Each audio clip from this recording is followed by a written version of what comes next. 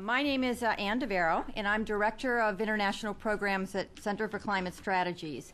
But I previously worked for many years with Partners for Democratic Change, helping them build partnerships across the globe. It's a pleasure to see so many of you at this important seminar on how to manage environmental conflict in the face of climate change, being co-hosted by the Woodrow Wilson Center. We very much appreciate the Woodrow Wilson Center, and particularly Jeff DeBalco and Kaylee Ober, for co-hosting this event and their participation in the Partners 20th Anniversary Series. This seminar is really one of 18 that's being conducted around the week here around Washington, D.C. this week. And it's been co-hosted by different organizations as part of the Partners for Democratic Change 20th Anniversary celebration. Partners definitely prides itself on being an organization that builds bridges between people and institutions to share knowledge and work toward common goals, both here in D.C. and globally. And that global reach is growing with a network of over 20 centers, centers in Europe, Latin America, the Middle East, Asia, and Africa. And we're very honored that you've joined us here today. Today's seminar focuses really on two aspects of the kind of work that Partners is doing: conflict management and change management using complex multi-stakeholder consensus-oriented processes. Before we start our panel discussions and I introduce all the panelists, we'd like to show you a short video of some of the work that some of the partner centers are doing in Europe. This particular work that you're about to see was funded by the EU in 5 countries, and the purpose was to raise the awareness, the visibility of climate change at the next generation. And we worked in 2 of those countries, Hungary and Slovakia, and we have both of those center directors here, and I will introduce them later in the program. Okay, so the video.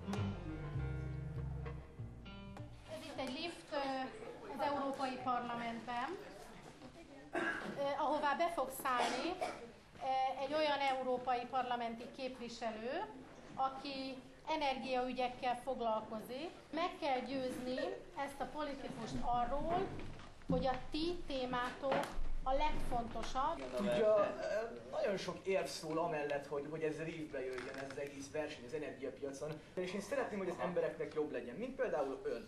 Az a helyzet, hogyha több cég van, akkor több az adó. Hogyha több az adó, akkor az embereknek több pénz jut, az ország jobban jár, ön is jobban jár. Ha több cég van, akkor folyamatosan mennek a fejlesztések. Az az igazság, most tettünk egy napkollektort a házunkra, és kiröhögött a konflikt. De igen. Úgyhogy arra gondoltunk, hogy most, hogy itt találtuk a liftben, teljesen véletlenül, spontán módon, szeretnénk önnel elbeszélgetni a biztonságos energiaforrásról.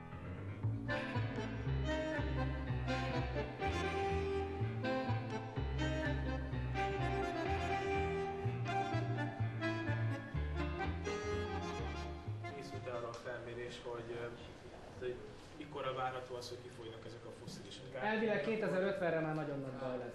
De hogy biztos ezeknek az új energiaforrásoknak is van valami hátulütője, szóval, hogy ez valahogyan másképpen nem fogja károsítani a környezetet? Azért az a vicces, amikor tudod, majd te beülsz az autódba, és akkor azt mondod, hogy fú, de szuper, én megújuló energiát használok, mert én biodízzellel vagy bioetanollal üzemelem az autómat, és akkor ezek után este hazamész, bekapcsolod a tévét, és megnézed, hogy mondjuk Csádban mai nap 30 kisgyerek halt éhen megint. Egyelőre nem tudjuk még a hosszú távú következményeit. Ugye a fosszilis energiákat is már több mint 100 éve használják. Ez igazából egy 30-40 éve került így témára, hogy akkor most globális felmelegedés. Tehát a világ mindig is úgy mozgott, hogy az üzleti alapú dolgok motiválják. És innentől kezdve a szén-dioxid csökkentés is ezért helyeződött tehát üzleti alapokra.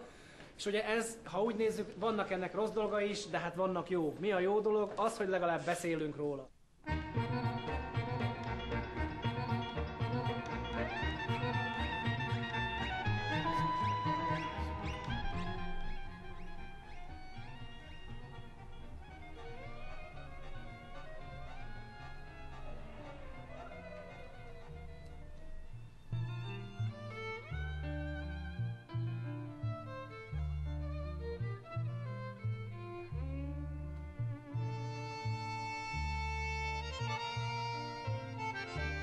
Mondom, hogy mi a feladat. Saját csoporttársaitokat kell megtalálni beszéd nélkül.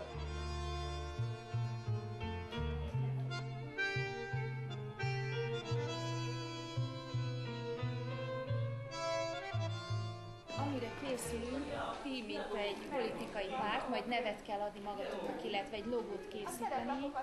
Természetesen az alapján, hogy mi az, ami fontos számotokra, mi az az érték, ami mentén működik ez a párt. Ez egy Európai Uniós választás lesz tulajdonképpen, amire kell készülnötök. 2020-ban járunk. 2020-ban kell azokat az értékeket képviselni, amit ti közösen el fogtok dönteni, illetve amire instruál benneteket ez a szereplap. Ugye látjátok, hogy rengeteg feladatunk van.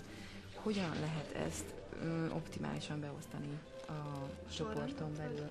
Mindenképp kell, hogy találkozzunk már velük, ugye? Mert nyilván azt dolgozunk ki, amit ők gondolnak, és nem azt, amit mi róluk. Na, akkor nézzük meg a szerepeket. Mondtátok, hogy kellenek riporterek, ki kell még?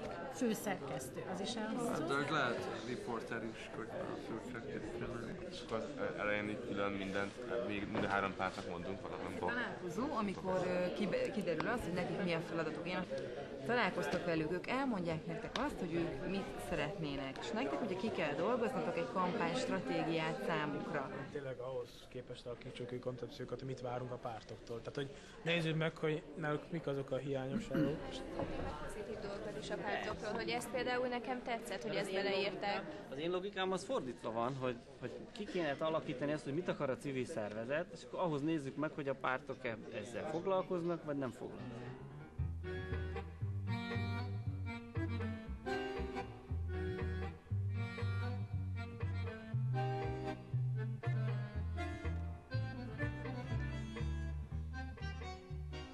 Jó napot! A sajtótól érkeztem.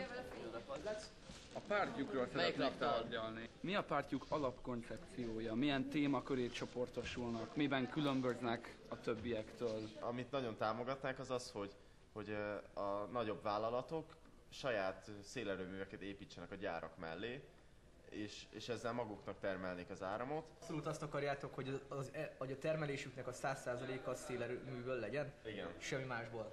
Igen.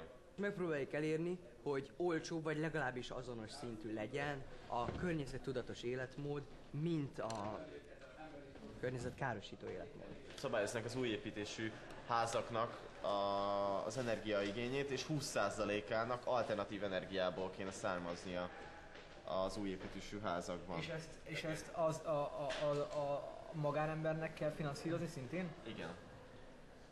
Jó sok terhet raktok rá az emberek vállára. Ebbe az a veszély is fenn, hogy akkor az emberek, aki mondjuk a szegényebb réteghez tartozik, nemes egyszerűséggel nem fog új házat építeni, hanem inkább régieket keres és lakótelepen és ilyesmi. Van egy olyan, hogy szociális helyzet alapján támogatás. Tehát, hogy mondjuk a szegényebb embereket inkább, és a kevésbé szegényeket meg kevésbé. Végigolvastuk azt, amit mondtatok erről az egészről, és kiemelnénk pár dolgot, amit megjelentenek a plakáton.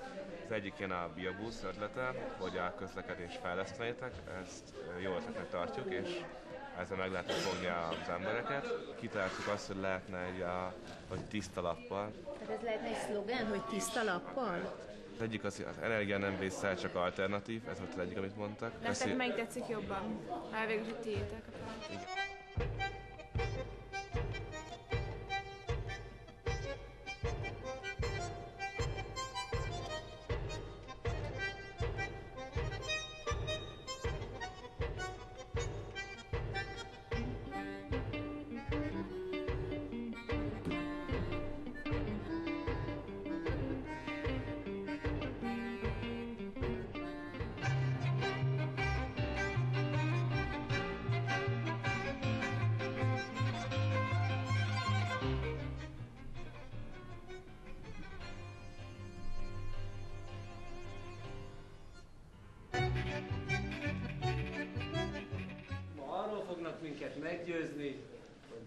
jövő Európájában jobb lesz élni, és erről ők gondoskodnak. A mai nappal egy fordulópontot érkeztünk, hiszen akárhogy is alakul a mai nap, végeredménye mindenképp változások lesznek ugye a Földön. Fontos, hogy felelősségteljes döntést hozzunk, amikor választunk, hiszen ezzel elköteleződünk a választott párt és a választott program irányába.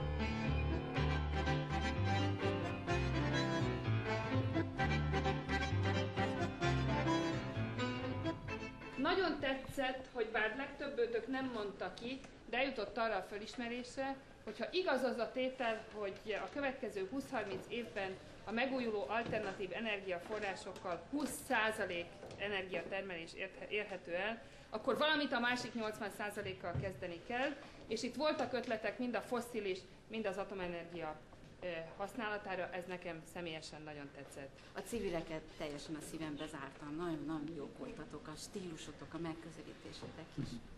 Egy picit hiányoltam azt a kérdéskört az én szakmai hátterem a külügyminisztérium miatt, hogy a versenyképességet hogy kezelnétek.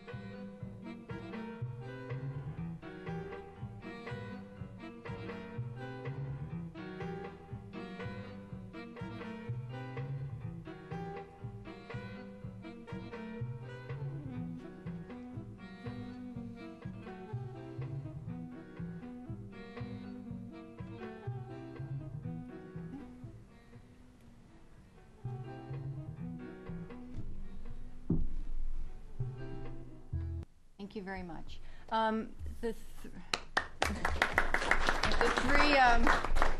The three partners center people who helped develop this film, if you would identify yourself, János Wagner, Eva Diak, and Dusan Andershak from Bratislava.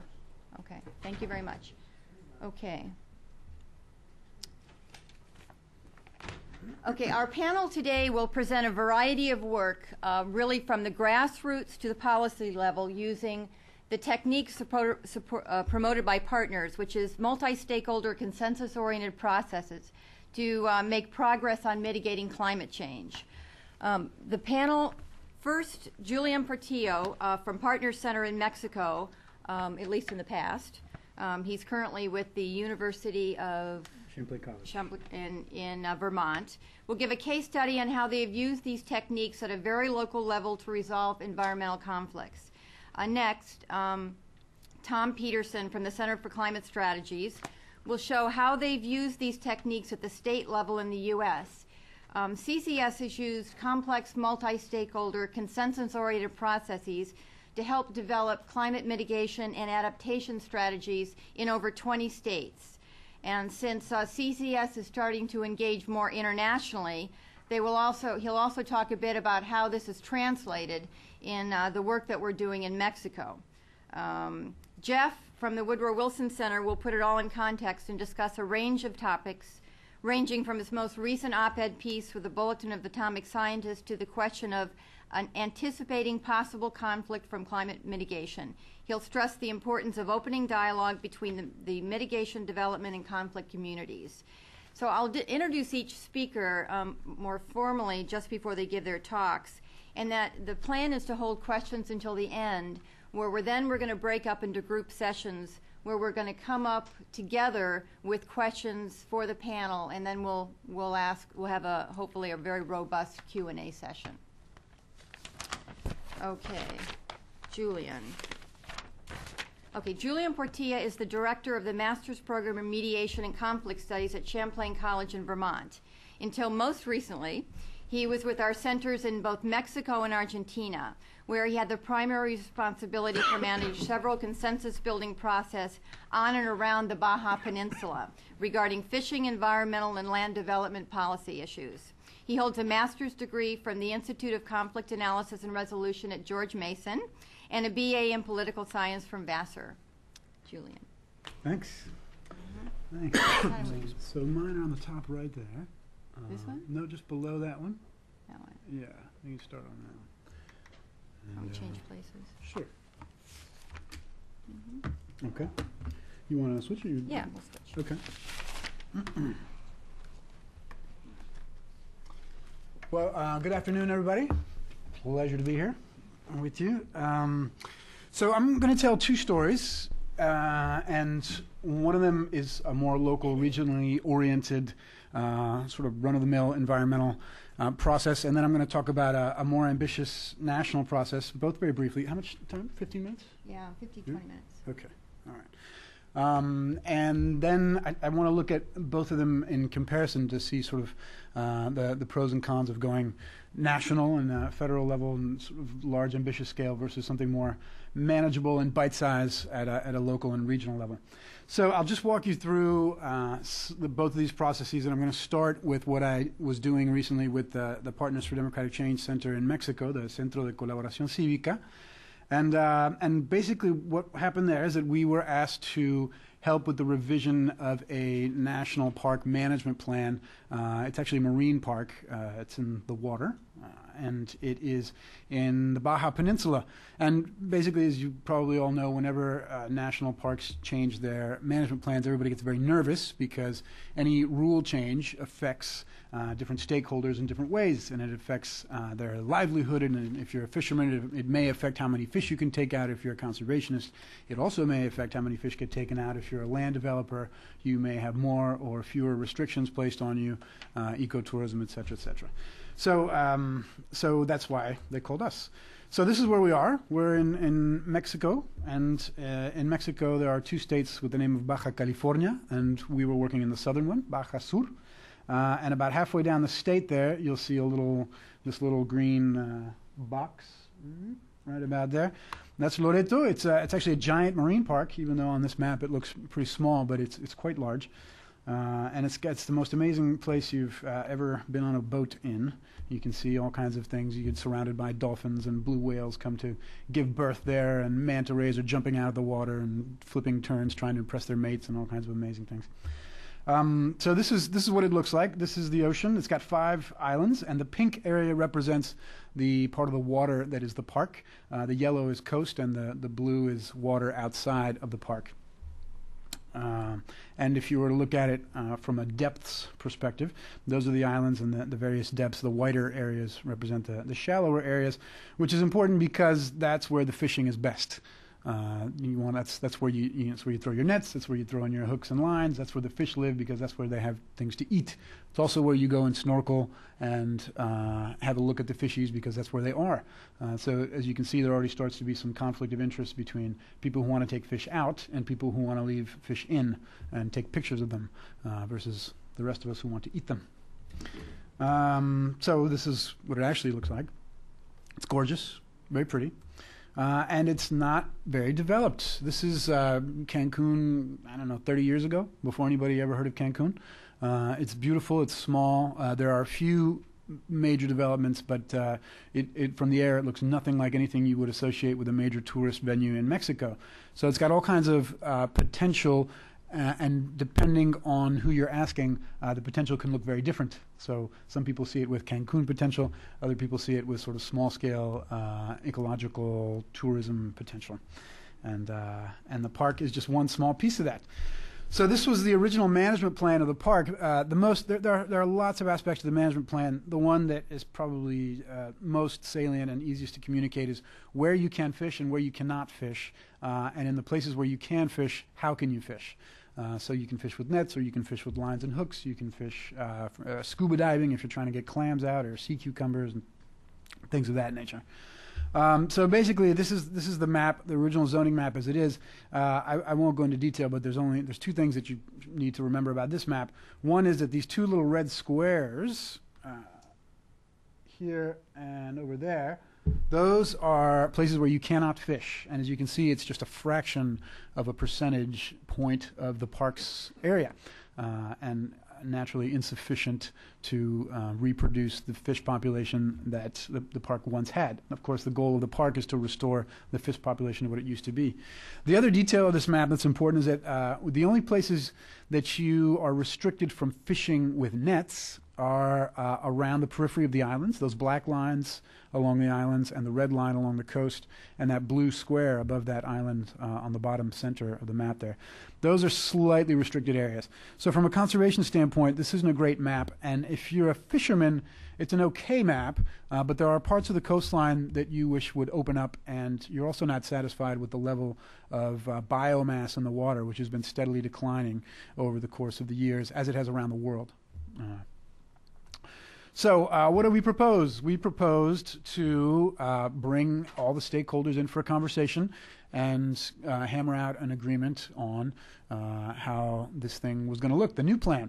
And the idea being, of course, that even the old plan was confusing and complicated, and people didn't really believe in it, so they didn't follow the rules. And of course, policing is insufficient, as it is in most places in the developing world. And so our theory of change was that if everybody bought into this new plan, there would be less need for policing, which is inadequate to begin with. So we proposed a process in 3 stages, making a stakeholder analysis where we went around and interviewed about 100 people and asked them what their perspectives on the park was from all different sectors. Then we would have, after that, we had sector meetings, and those sector meetings were between first 4 sectors, then we realized we needed an extra sector, so we brought in another sector. And we had sector meetings where each sector could organize their proposals and take them to the plenary meetings where all the sectors would meet. And then finally, these plenary meetings where everybody and their representatives of their sector would come and talk about the greater management plan. And in between there, we had some training on negotiation, on consensus building, on communication for the folks who were going to be basically negotiating this new policy, the new management plan. So stakeholder analysis looked like this. We interviewed 100 people, more or less, all different sectors. We framed all the issues as they told them to us. We framed all the solutions as they proposed them to us, all the changes that they wanted to make as they told them to us, and sent that all back to them and said, is this what you said? This is what we heard. Did we get it right? And looking for their input to see what we had screwed up and who we had missed talking to. We got that input, and we went back again and did more interviews. And the idea is that in this iterative process, people would start to gain more trust in us because they're seeing that we're actually doing what they're telling us to do, and that we're hearing what they're actually saying, which is not always easy, and in particular in areas where government has low trust levels, although I can't think of too many places where it has high trust levels. But in these places it has very low trust levels, and I can tell them I'm from Partners for Democratic Change till I'm blue in the face, but they see me as the guy from the national park. And the guy from the national park is probably incompetent like the rest of his buddies who haven't been able to do anything in the past 10 years since this thing was created. So we had these sector meetings. These were all the sectors that I had originally identified, too many. And so we grouped them together into 5 sectors, which were conservation, sport fishing, commercial fishing, ecotourism, and development, hotels and development, which are these. There they are. And we had meetings with them, and we wanted to make sure that what they had said in the document was accurate. If they had new ideas, we wanted them to draw new lines on the map, and we wanted them to prioritize the areas of the map that they thought were most important based on their own criteria, whether it be the money I make from fishing there, or the importance to the ecosystem if I'm a conservationist, or if I'm an ecotourism person, how many people I like to take there to take pictures and look at the sharks and whales and all kinds of things. All kinds of formats, all kinds of prioritization exercises. The idea being that when we all got together, we could log roll, we could trade across areas of the park, and everybody could get a little bit of what they wanted, if not all, or most anyway. So we had people drawing and making all kinds of suggestions. These are the fishermen, ruddy bunch of guys, and we brought them in, but we also went to them. We also went to their communities because some of them live very far away, and it's hard for them to come in for 6 and 8 hour meetings to talk about the park. So, if you can't bring Mohammed to the mountain, you take the mountain to Mohammed, which is what we did out in the countryside. Those were really the best meetings, if I say so. And what we ended up with was 4 maps, and these were the maps that we ended up with. And we struggled a little bit with the notion of should we start by sector or should we start by plenary? The risk, of course, when you meet by sector first is that people get very solidified positions, and then it's hard to move them off of those positions when they come together into the plenary. On the other hand, each of these sectors is very disorganized. So if you start them in the plenary, you could be there a very long time before a coherent voice starts to emerge from each sector. And we chose, I think, oops, I jumped ahead of myself there. We chose what I, at the time, thought was a less risky strategy, which was to meet by sector. I think it bore out well for us, but like any project, you know, you look into your crystal ball and you sort of make judgments based on the information that you have, and then you have to adapt along the way. In this case, I think we made a good choice. You know, I could talk about other projects when that wasn't the case.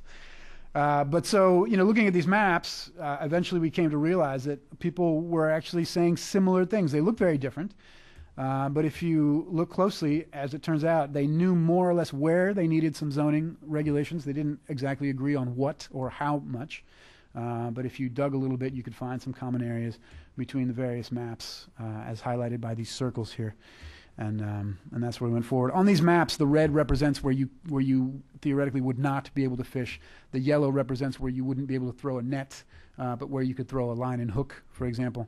And there's no trawling anywhere in the park. That's the original rule of the park. You can't have any trawlers within the borders of the park. That is those large nets, you know, Forrest Gump type nets, shrimpers and sardine catchers and calamari catchers and such. At least on an industrial scale. So then we brought everybody together and we put all these, we had, I think, 30 proposals from all the different groups. Well, we had several more than that, but when we ended up, we had about 30 proposals that we came to consensus on.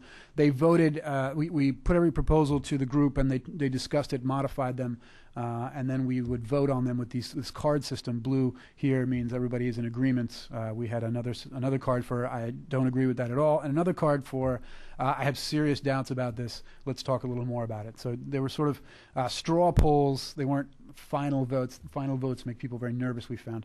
So the idea here was to just get sort of straw polls and see if we could move ahead with various points of the management plan. We ended up with this map. As you can see, it's got a lot more color than this old map, and that is good in principle for everyone. And the idea here was that everyone got what was most important to them and was able to cede on issues that were less important to them but more important to other stakeholders. Typical interest-based bargaining type stuff that's going on here. So what do we learn about this? Well, you know, the convening process is always complicated in any process like this. Rural participation is very hard to get. It's hard to get good representation. And you know, that's why we had actually go to these communities that, like the pictures that I was showing you, it was hard to get people to come in and drive 3 hours to a meeting that may have been 50% relative to them, whereas you could go out to their little fishing villages and have a good conversation, and they could leave whenever they want and just go home or go fishing. There were some local communication mechanisms that some of the team picked up on that we would have missed. We were working with some other organizations there. There was a little car running around town with a loudspeaker on top, a megaphone, that I found tremendously grating on my nerves. But as it turned out, it was the central communication mechanism for the rest of the town. So we eventually, one of my partners pointed this out, and he said, why don't we buy some time on this car? It's a great idea. So we put our message out onto this car that would just drive around, blaring out that there was a meeting, you know, on Tuesday at 3 o'clock in the university, at 4 o'clock at the hotel, and for various sectors. And that was a very effective way of getting the representatives that we had sent letters to, that we had given phone calls to, that we had gone and visited. You know, rural communities can sometimes not work on a Western calendar, so you have to find every way you can to promote their participation at the time and place that you're inviting them to come. You know, people were very distrustful in the beginning, but as they saw that we had clear rules for the process that we respected and that we were listening to them, you could see them transform, you know, and as new people would come into the process, as they inevitably do, they would start out with a very sort of warlike mindset and try to come in and yell and scream. And then they would notice that their colleagues were more engaged over the course of the process, and they would sort of relax and start to engage more themselves. Representation, we had a really, I always find that it's very difficult to find a balance between representational participation and open participation, because the more representative it is, the less transparent people perceive it to be, because if they think it's the usual folks in the back room smoking cigars and making deals. However, if you make it completely open, it's hard to have consistent participation over the course of a year or so that this process took. So what we ended up doing was having a representational process where people's representatives had a right to vote, but anybody could come and speak and opine. They just couldn't necessarily vote, but they could always observe and participate and speak so they could be heard. And that way we could manage both bringing new people on, making sure it was transparent, but also maintaining the professionalism of the group that had been there over the course of the year and a half that we were working there.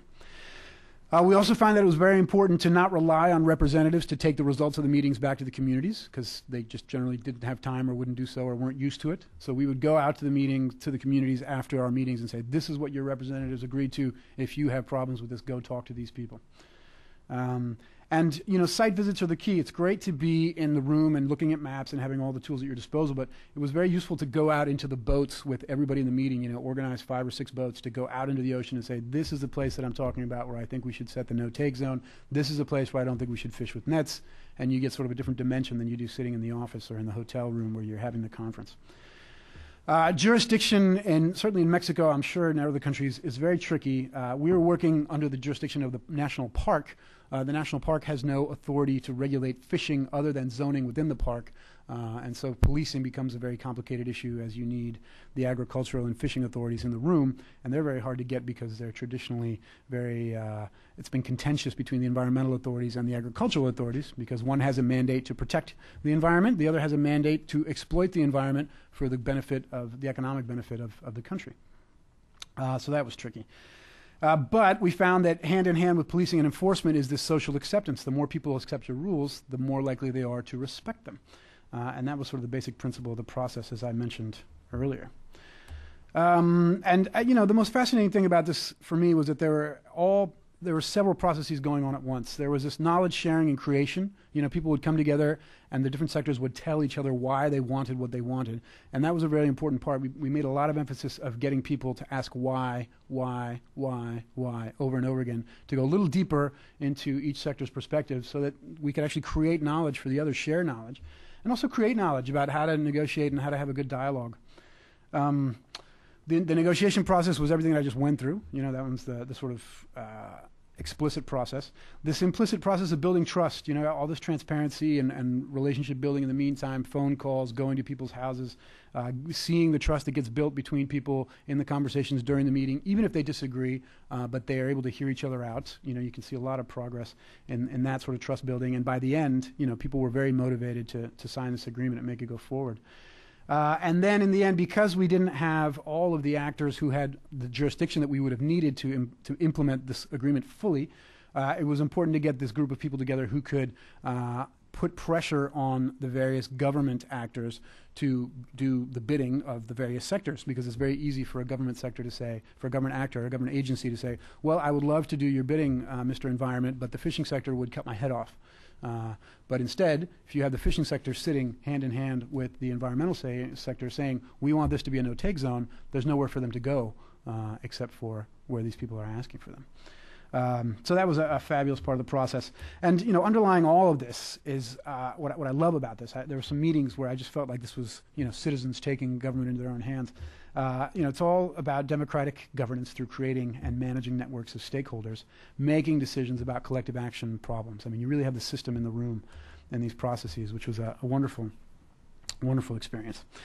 So just with a few minutes that I have left, I want to share with you this other level of policy making that we did, which is a different level of ambition. That was local, regional, and on the other hand, we have this process, which is national, and it was about climate change and consensus building in Mexico. And the idea was, okay, so we can do consensus building for all these other environmental policy issues. Can we take consensus building into climate change policy issues? But so first of all, who cares about climate change in Mexico? You know, climate change makes Mexico produces about 1.5% of all the greenhouse gases in the world. So who cares? However, Mexico has 2 enormous coastlines. It's very dry and wet, depending on the season. But there's very little arable land. What little arable land there is not very irrigable. And so we're very vulnerable to the changes in the climate. And so for us, it's all about adaptation. Climate change in Mexico impacts water supply, health, because of new vectors and disease vectors that come up with changing climate. Poverty is the most severely affected. The poor are affected more than middle class or wealthy folks, of course. Zoning, regulations, disaster response, immigration, migration, deforestation, agriculture, food security, tourism, and ultimately economic development are all effects that climate change has in Mexico. It's not about what are we causing in Mexico, although it is to a lesser degree, but the main thing is that in Mexico, it's a question of national security. We're in big trouble here with this climate change thing. So, who makes legislation that can affect climate change? Well, as it turns out, the legislative branch in Mexico does. However, the legislative branch in Mexico is a big mess. We have 8 parties in Congress, and we have a hard time building coalitions, and it's a fairly new democracy. In 2000, we had the first executive exchange of power in Mexico since the birth of our quasi-democracy in 1910. And these parties were at gridlock with each other over in their environmental committee, trying to come up with climate change legislation. And I would oppose your legislation simply because you were from another party, which is a fairly typical party dynamic in Mexico. So while at first they were suspicious of this coalition of outsiders who came in and proposed to them a stakeholder process where we could come up with consensus-based policy recommendations, but when they realized that it was a way to move their agendas forward without having as much partisan problems as they generally do, they were interested. So we got together some early adapters from the Chamber of Deputies, the lower house of Congress in Mexico, the UNDP, our organization, the Center for Mexican Environmental Law in Mexico, the Centro Mario Molina. Mario Molina is a Mexican Nobel Prize winner from '97 in chemistry, and an organization working for sustainability issues in business and economic development. So we proposed to the legislature to come up with legitimate, stable, and effective agreements that could attend from the legislative side of things the risks to national security related to the effects of climate change in Mexico, a modest goal. So what did we decide to do? We made a document, a best practices document, talking about what the legislative power could do and what they do in other places. We came up with an advisory steering group. There we are. All hugging happily, although that was probably the hardest part of it and also the most effective part. We had an inter-sector, multi-sector advisory group making decisions about how this was going to work. That was where most of the hardest work was done, and yet it was the most productive part of the process. And then, of course, we did our stakeholder analysis. We interviewed 150 people on climate change. And then we had our meetings and our dialogue where we would share information and have all these, dialogue-y techniques to get people to talk and come up with their issues. So here's Mario Molina. We had a couple of Nobel Prize winners attend our conference. We were very pleased. We had all kinds of senators and congressmen and academics and business people at these thematic breakout groups coming up with their main concerns and priorities around climate change and suggestions for mitigation. And we had them documenting their information on these cards. And then we would put these cards into groups on this sticky wall based on their thematic affiliation. And that became the basis for our first document in this process, which was this matrix. This was an early version, and then it ended up being this. This matrix, along the left, you have 6 themes by which legislative changes could address climate change. So you have poverty and inequality, you have health, you have water, you have ecosystems, zoning, and economic development, which is where energy falls. And for each of these themes, we asked people to spend the next year or so developing legislation proposals, budgetary proposals, and also political maneuvering with the executive branch to make things happen and make change happen in Mexico. And that's what we did. So we had this base template, and it was ultimately included in the legislative agenda, and there was a political agreement signed by all party leaders, all 8 parties signed on. There was a big convener group, which is where a lot of the conflict was, and where a lot of the agreements were hammered out before going to the larger group. And it really boosted a lot of the subsequent legislative agreements on renewable energies, education, health, and fisheries. We talked to over 300 decision makers. There was a lot of trust built into the process. And out of 300 proposals that came out of this series of meetings, 68 were prioritized. And I don't have the exact number of how many turned into legislation, but it's still going on. And we created a bridge to the next legislature. In Mexico, there's no re-election, which has its pros and cons. The main con being there's 100% new faces every time, and none of them necessarily are familiar with your issue. So there's a lot of education that goes on every 3 years when the lower house changes at a rate of 100%. So we had some problems. Legislators are way too busy, and they don't have a lot of topic knowledge because they're constantly changing. We didn't. I don't. We decided we didn't have enough technical focus. It was more politically focused. It was more, can we generate political will to make this thing happen? And I don't know that we were as rigorous or as deep as we could have been in terms of technical solutions. So it was more politically focused. The NGOs had competing priorities, so it was hard to maintain that steering group that I had mentioned earlier. And because of this legislative change, we risk losing continuity. And the long-term process is pretty unclear because of all of these factors. Climate change versus the national park. Well, the climate change process, we had a steering group in the national park. We didn't. The climate change had a really open, ambitious objective, and the national park had a very specific objective, change the management plan. So in the climate change process, the convening process was really, really complex. It was hard to get everybody in the room at the same time. The content was extremely complex, as you all know, whereas in the national park, everything was simpler. But the scope of the climate change was national and even international, whereas the national park was local and regional. All of this, the climate change process is really sexy and very interesting and wonderfully innovative. However, it was just tremendously risky, and it could have been. We may have accomplished 20% of what we wanted, and we've put hundreds of hours in, and so have everybody else. And it's a very slow, high risk, sort of high gain process. So I think we have to think about the costs and benefits to see if this is really the right way to do things. Whereas something local, it's a lot more chunkable, bite sized that you can deal with. So what could have, should have, would have we have done? As I mentioned, we have that crystal ball that we can look into before you do it. Afterwards, hindsight is a lot clearer than that crystal ball was in the beginning.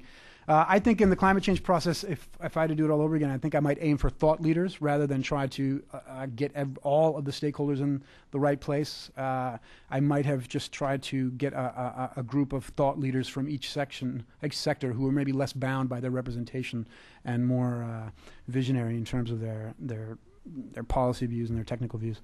And I think that would have allowed us to reduce the complexity of our objective, which was both technical and political. And I think I lost the bottom piece of my last point on climate change. Oh well. And on the national park side, I would have created a steering group. I would have done more visits to the field. And after the agreement, I had a professor who said that the most important part of any agreement is what happens when the agreement starts to break down. And we didn't actually develop a process for that, and it has already started to break down a little bit. So I think that post-agreement stuff I would focus on more. And so that's it. That's my two stories, and we can move on before we do any questions. Thank you.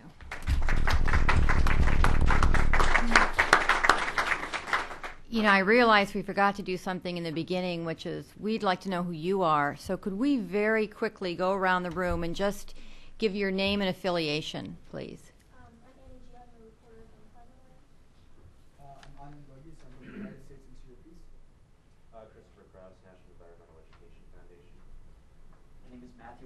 I'm with the Environmental Energy Study Institute. Carlin Rosengarten, I do energy research for Living Cities. Emily Murphy, I'm with the Environmental Law Institute. And I'm Research Mike Hutton from the Department of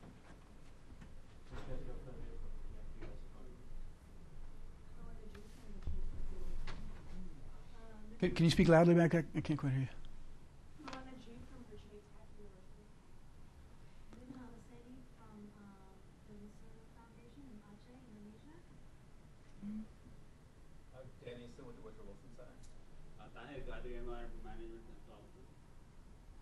Mariana Sarmiento from Yale University.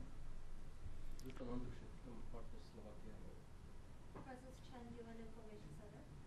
Hannah Roth, I'm just a consultant with Partners. Gail Segala, I was a trainer for Partners and a friend of the first Partners of Partners. Warsaw University, Poland, was a trainer for Partners. My name is Elena Perisova. I'm a visiting scholar to the Business Center. My name is Julie Snorek. I'm the operations coordinator for Amelie and Waters Lab. Erica Lennon, the environmental law program at American University, Washington College of Law. Christina Cottage from MIT. Edna Gabon, University of Maryland. Gabe Singh from Korea Customs Service. Linda Schaefer, consultant at the World Bank. Nick Oakley, Search for Common Ground. Caitlin Merrill, Avoided Deforestation Partners.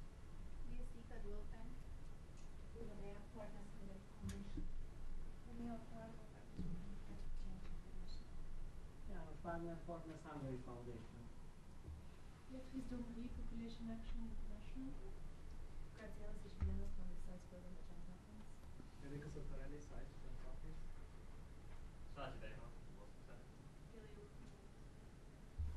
A very rich group in the room. Thank you. The next speaker will be Tom Peterson, who is the president and CEO of Center for Climate Strategies. And Tom's the founder of Center for Climate Strategies. And CCS really works with stakeholders primarily at the state level, but also at the national level, increasingly at the international level, to develop effective policy responses to climate change. He's been involved in the design, facilitation, and economic assessment of over 20 U.S. State climate action plans. Tom has represented the White House and the U.S. Senate in U.S. climate treaty negotiations and national policy developments. His professional experience over the past 26 years includes posts as Director of Domestic Policy for the Center for Clean Air Policy, an economist with the U.S. EPA, economist with the Office of Transportation and Air Quality, senior advisor to the White House Climate Change Task Force, Brookings Legislative Fellow to U.S. Senator Joe Lieberman, and economist with EPA's Water and Agriculture Policy Division. Tom is also an adjunct professor of law at the Pennsylvania State University School of Law, where he teaches climate law and policy. Tom holds an undergraduate degree in biology from the College of William & Mary, a Master of Environmental Management from Duke, and an MBA from the University of Texas at Austin. Welcome, Tom. You will switch so you can. Need to go over there? Yeah. Okay. You can use that if you want, but.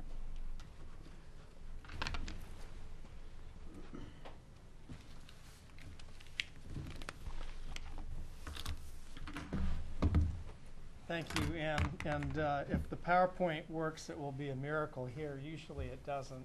I was at a meeting in Colorado some weeks ago, and the guy who got up after I did to speak said that power corrupts and PowerPoint corrupts absolutely. So hopefully this thing will all work together here. I sort of feel like some kind of a magician when I have to do this. So.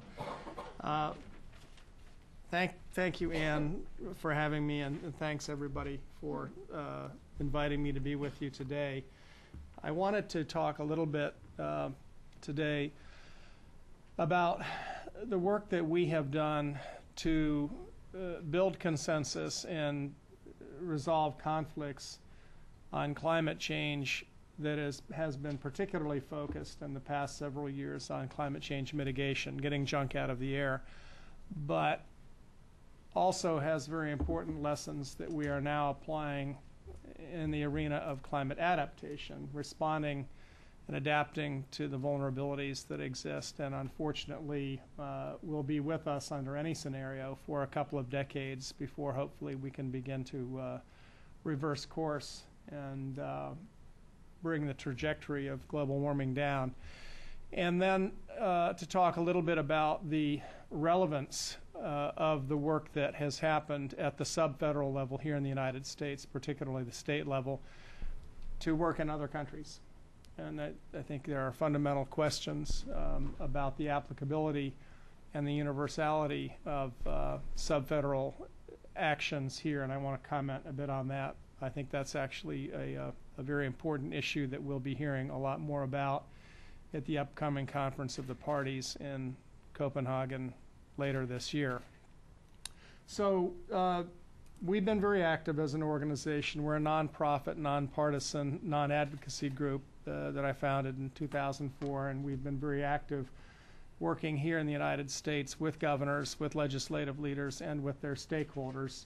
And the process that we have used has been a comprehensive, stepwise, fact-based planning process that's organized around a set of stakeholders that are appointed by a convening authority, a governor or a state legislature, and includes also a series of technical experts. We have quite a bit of experience now on the application and advancement of this template.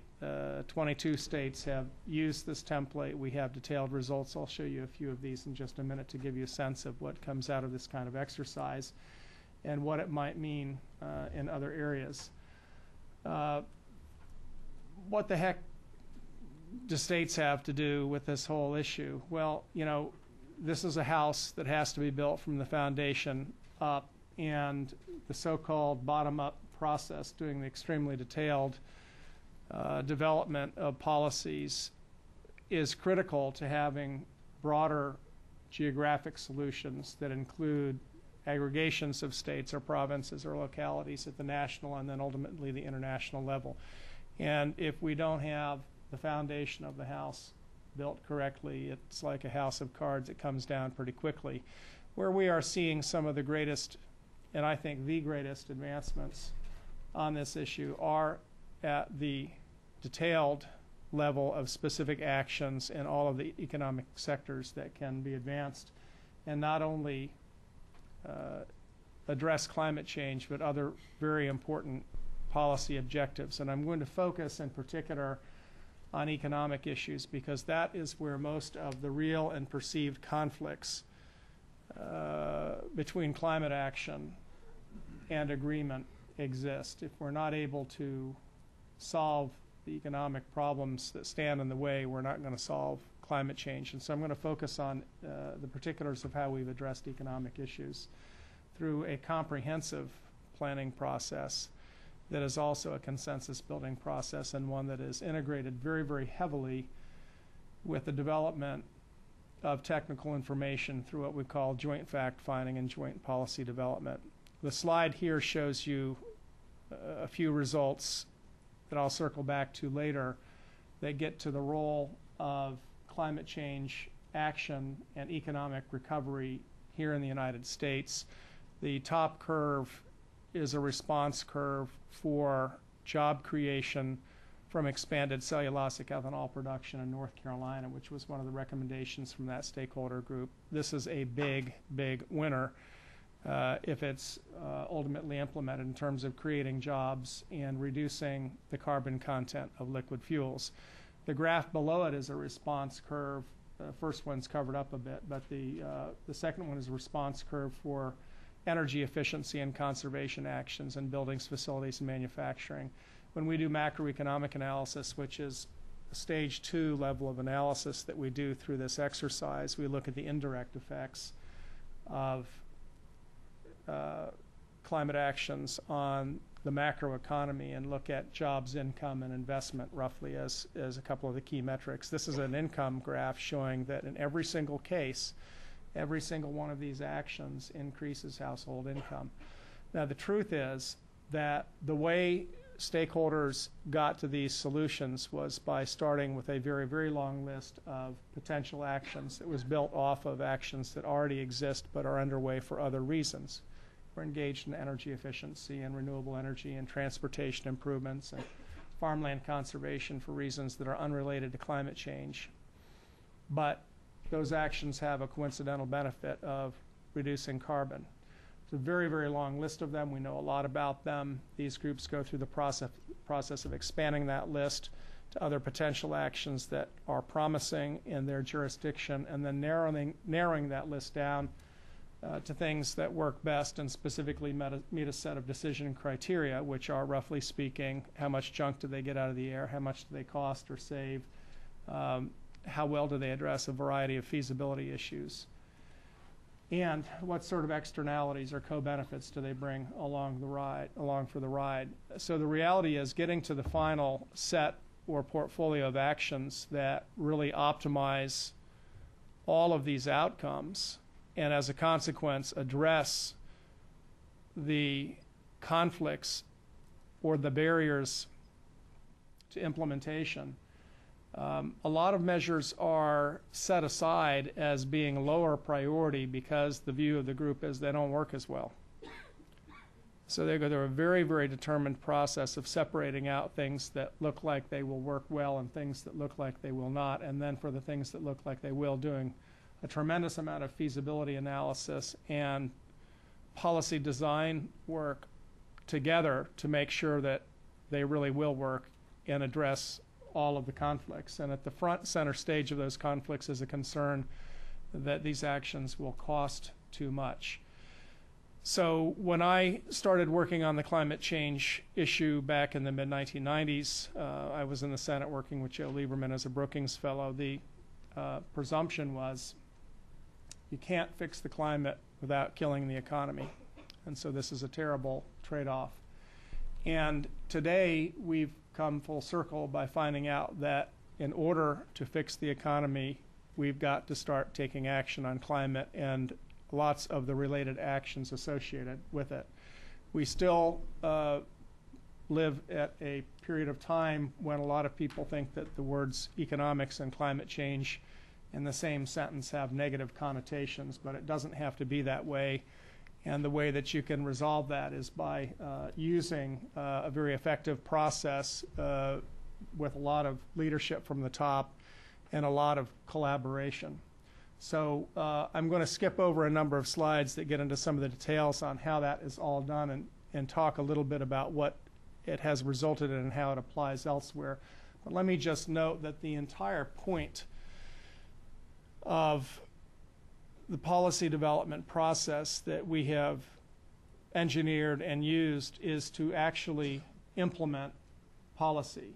We are not in the business of doing rhetorical planning exercises and creating nice reports that sit on shelves. These are processes that are launched by elected officials with commitments to take action based on the recommendations of their stakeholders at the end of the day. So the commitments that they make in terms of the actions to be taken are crucial to providing the motivation for the participants in those processes. And they also have a very strong self-interest in picking and choosing stakeholders who will vet and help develop policies that can address all of the real barriers that exist. And again, I would say including most particularly the economic barriers. You all know plenty about the science of climate change, so I'm not going to belabor the point except that there's a line that's going uphill that needs to come downhill like the jaw of an alligator. And what we're trying to do is help folks figure out how to get that alligator to close his jaw and to do it before he gets too big, because then it'll be too hard and too late. And fundamentally, it's a matter of putting in place a baseline, that upper jaw, and then through new actions, closing it to a line below that. There's a couple lines up on the graph here. There are real results from our process in the state of Florida that show that the alligator's jaw is coming down through specific actions that the state undertook as a part of or at the conclusion of our process, a combination of new laws and executive orders that reached the targets established by the governor, or came within, I guess, about 60 or 70%, even before the process was over, through actions that took place on an interim basis during the process. The rest of the actions from the group more than exceeded or significantly exceeded the goals that were set by the governor. And so they found out that they actually could do more than they originally were asked to do, and certainly vastly more than they expected they could do. So we found repeatedly that as people come to this problem, it is daunting. There is a feeling of great futility, but when they roll their sleeves up and take it one step at a time, they have been able to do far more than they anticipated at a far greater level of benefit than anticipated. And the bottom line is that where there is a will, there is a way, and two heads are better than one. And I'll show you some data related to this in a minute. Again, fundamentally, this is all about addressing multiple policy objectives simultaneously, including the objective to reduce greenhouse gas emissions, but other very critical objectives, and these have got to synchronize. Way back when, in another age, when I was in graduate school, the last time getting my MBA, I spent a lot of time on the whole process of product development. And it's all about building your customers into your design process. And the private sector, where it succeeds in the field of product development, is very, very expert at doing this through various means, which are effectively equivalent to a stepwise process.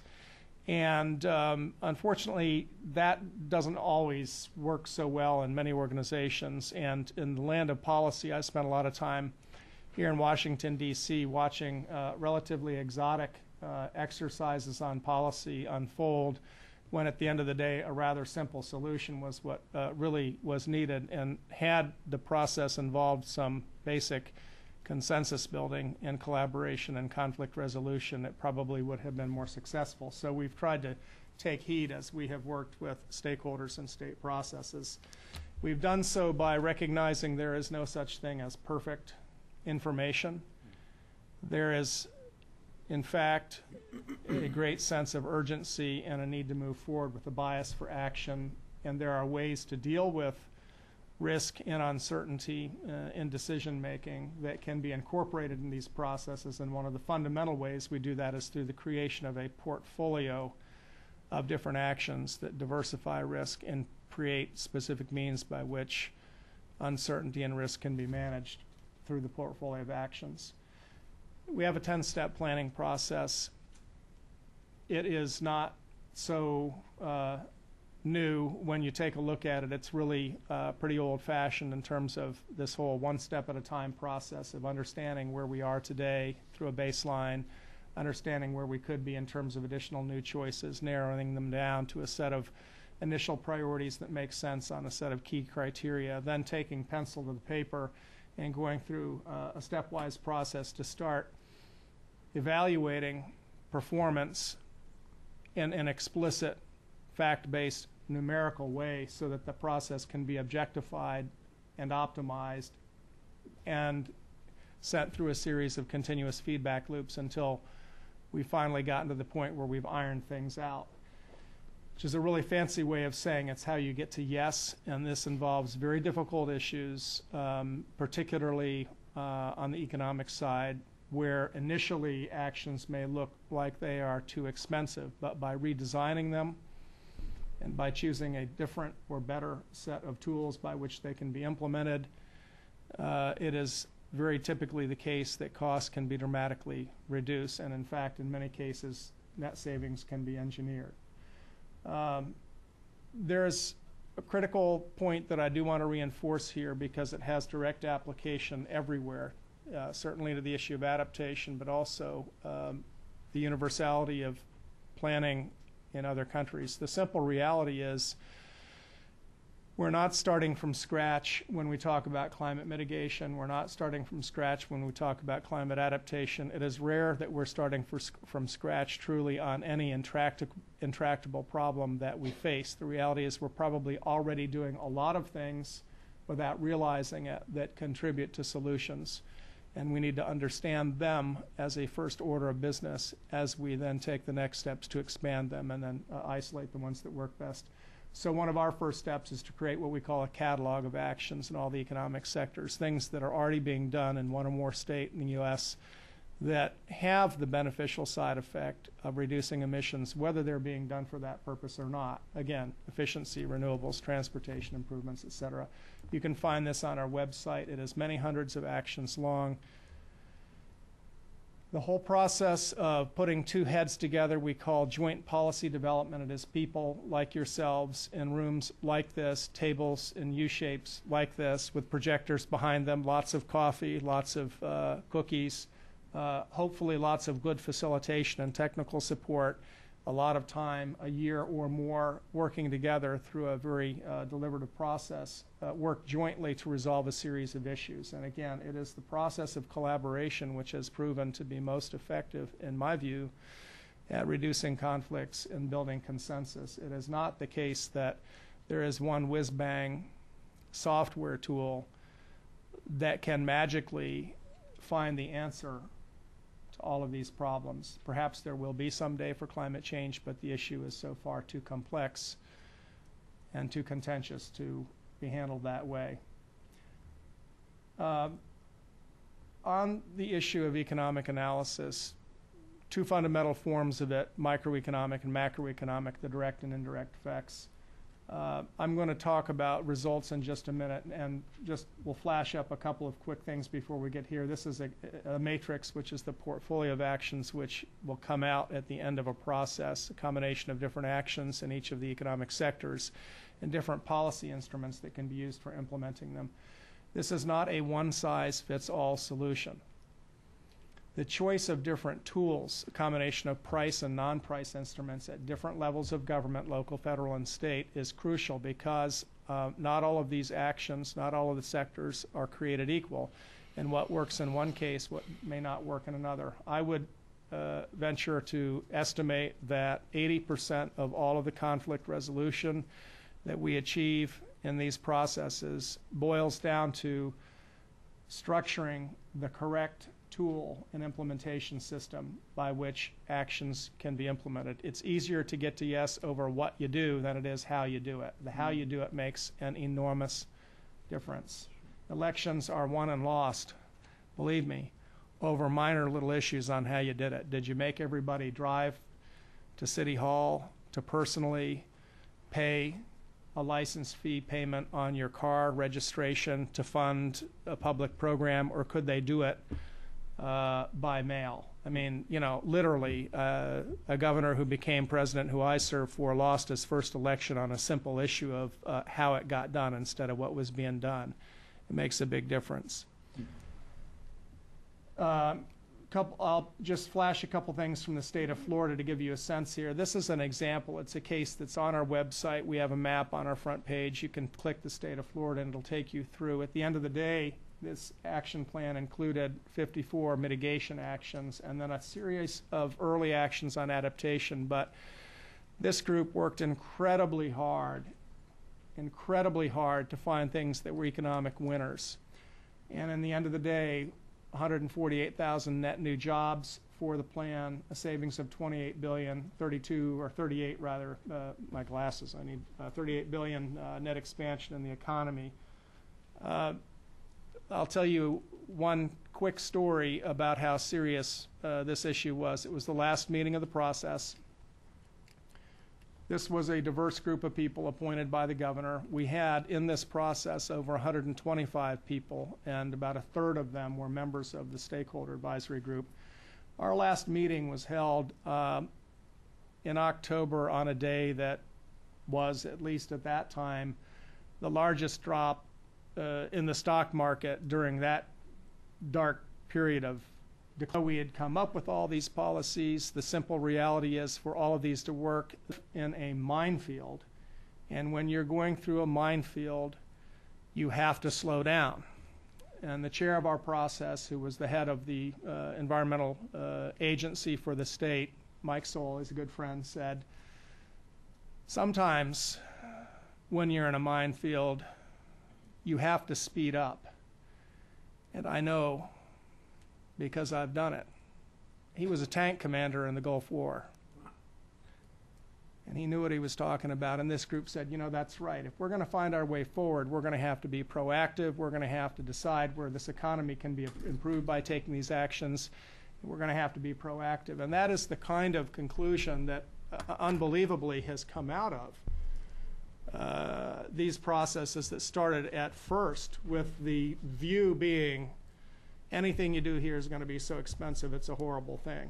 So the secret to all of this, I'm going to show you some metrics. This is the inventory and forecast in Florida State, where when I came in, 1,000 people a day were moving in state. And the governor said, you know, we have this little thing called growth down here. I'm real curious to see how we're going to deal with growth at the same time as we're dealing with emissions reduction. Another perceived conflict. You can't have your cake and eat it too. You can't grow and fix the climate.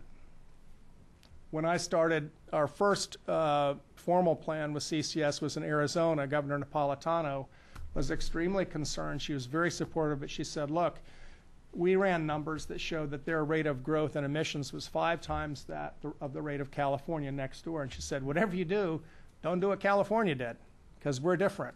We grow 5 times as fast. I don't want to kill the growth in this state.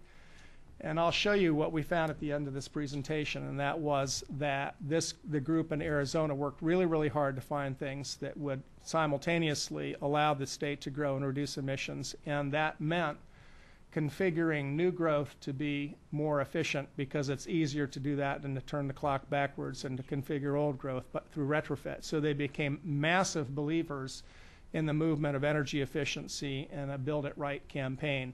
that show that you can grow and you can reduce emissions at the same time. Our highest achievement states in terms of reduced emissions against baseline are the high growth states.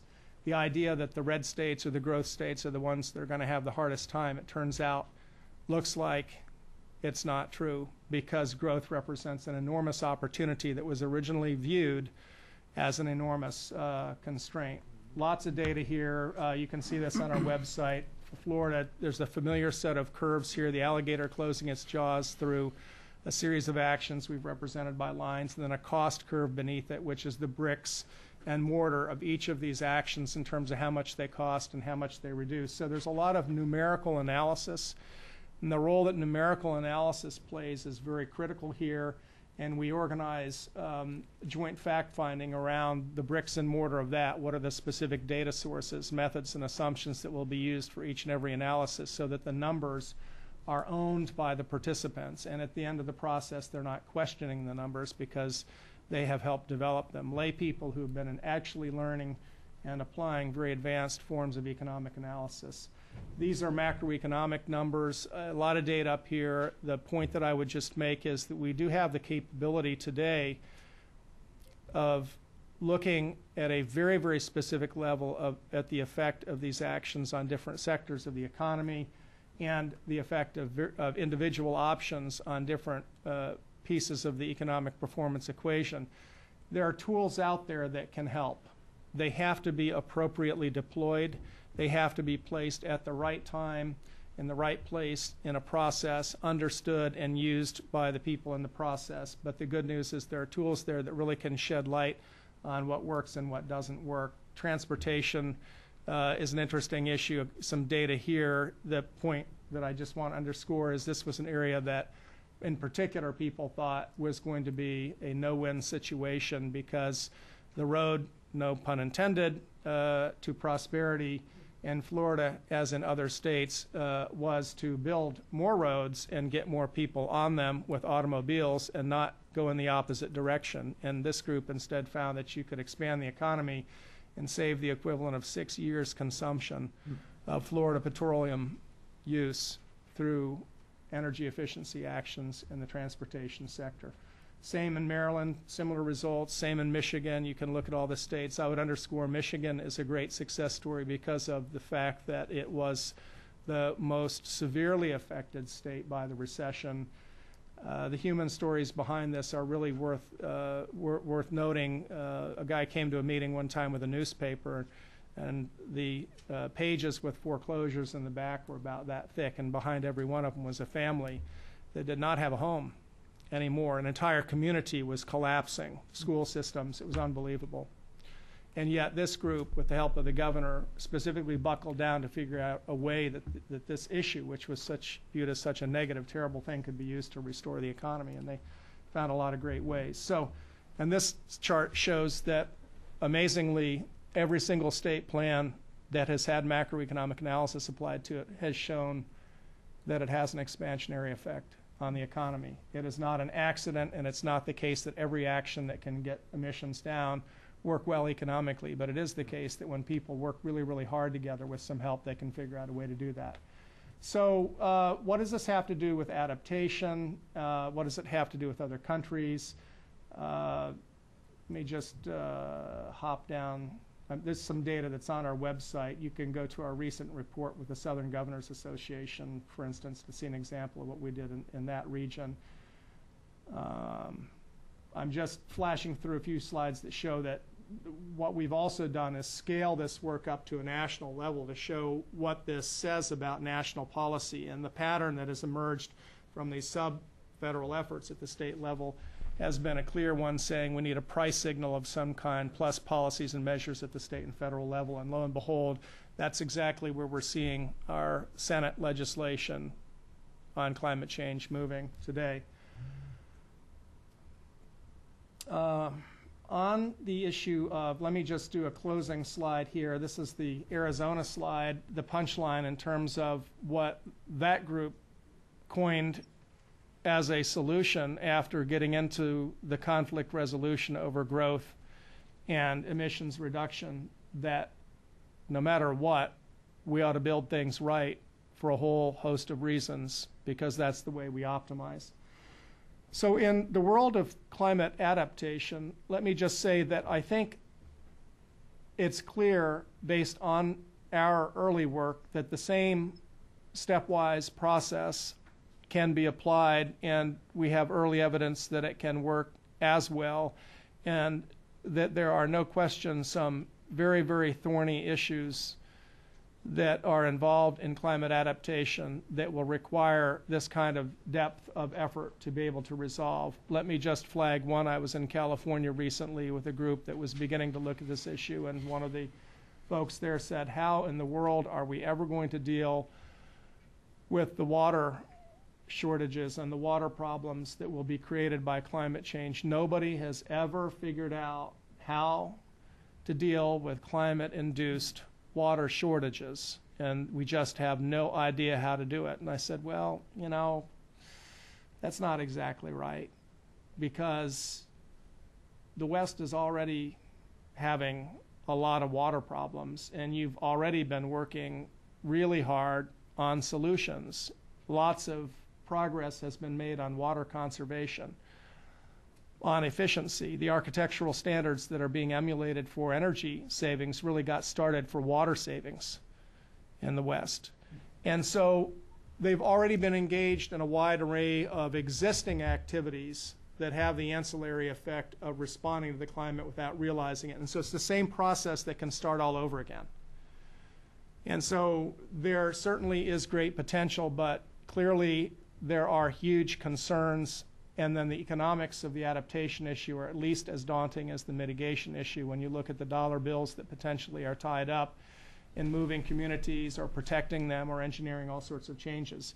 Nonetheless, I think it's fair to say that the same process can and should be undertaken, which gets to, I think, the final point in terms of international application. We've been helping the border states in Mexico and having conversations in other countries about providing assistance on this issue. And just as in the United States, the economic issues are front center stage. And let me give you a quick example to show how this directly relates. Ann and I and another colleague recently returned from China and spent a fair amount of time visiting with government officials and other institutes while we were there. And for the first time, China's national 5-year economic plan includes climate change impacts and the consideration of them. And the translation of that in China is and will be to give every provincial governor 2 goals that have to be achieved in the next 5-year cycle from 2011 to 2015. And they will be required to meet an economic growth goal and simultaneously a carbon reduction goal.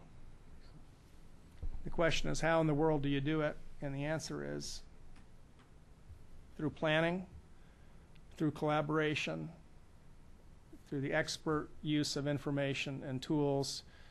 And we're hoping that not only in China but elsewhere, folks won't have to reinvent the wheel. They can learn from the experiences, both the good ones and the bad ones we've had in the United States as we apply this going forward. So all across the world, people want to have their cake and eat it too. They want to have economic growth, and they want to make a safe, healthy, clean environment. And the process of conflict resolution, collaboration, et cetera, looks like it may be one of the keys to making all of that happen. Thank you very much, Ann.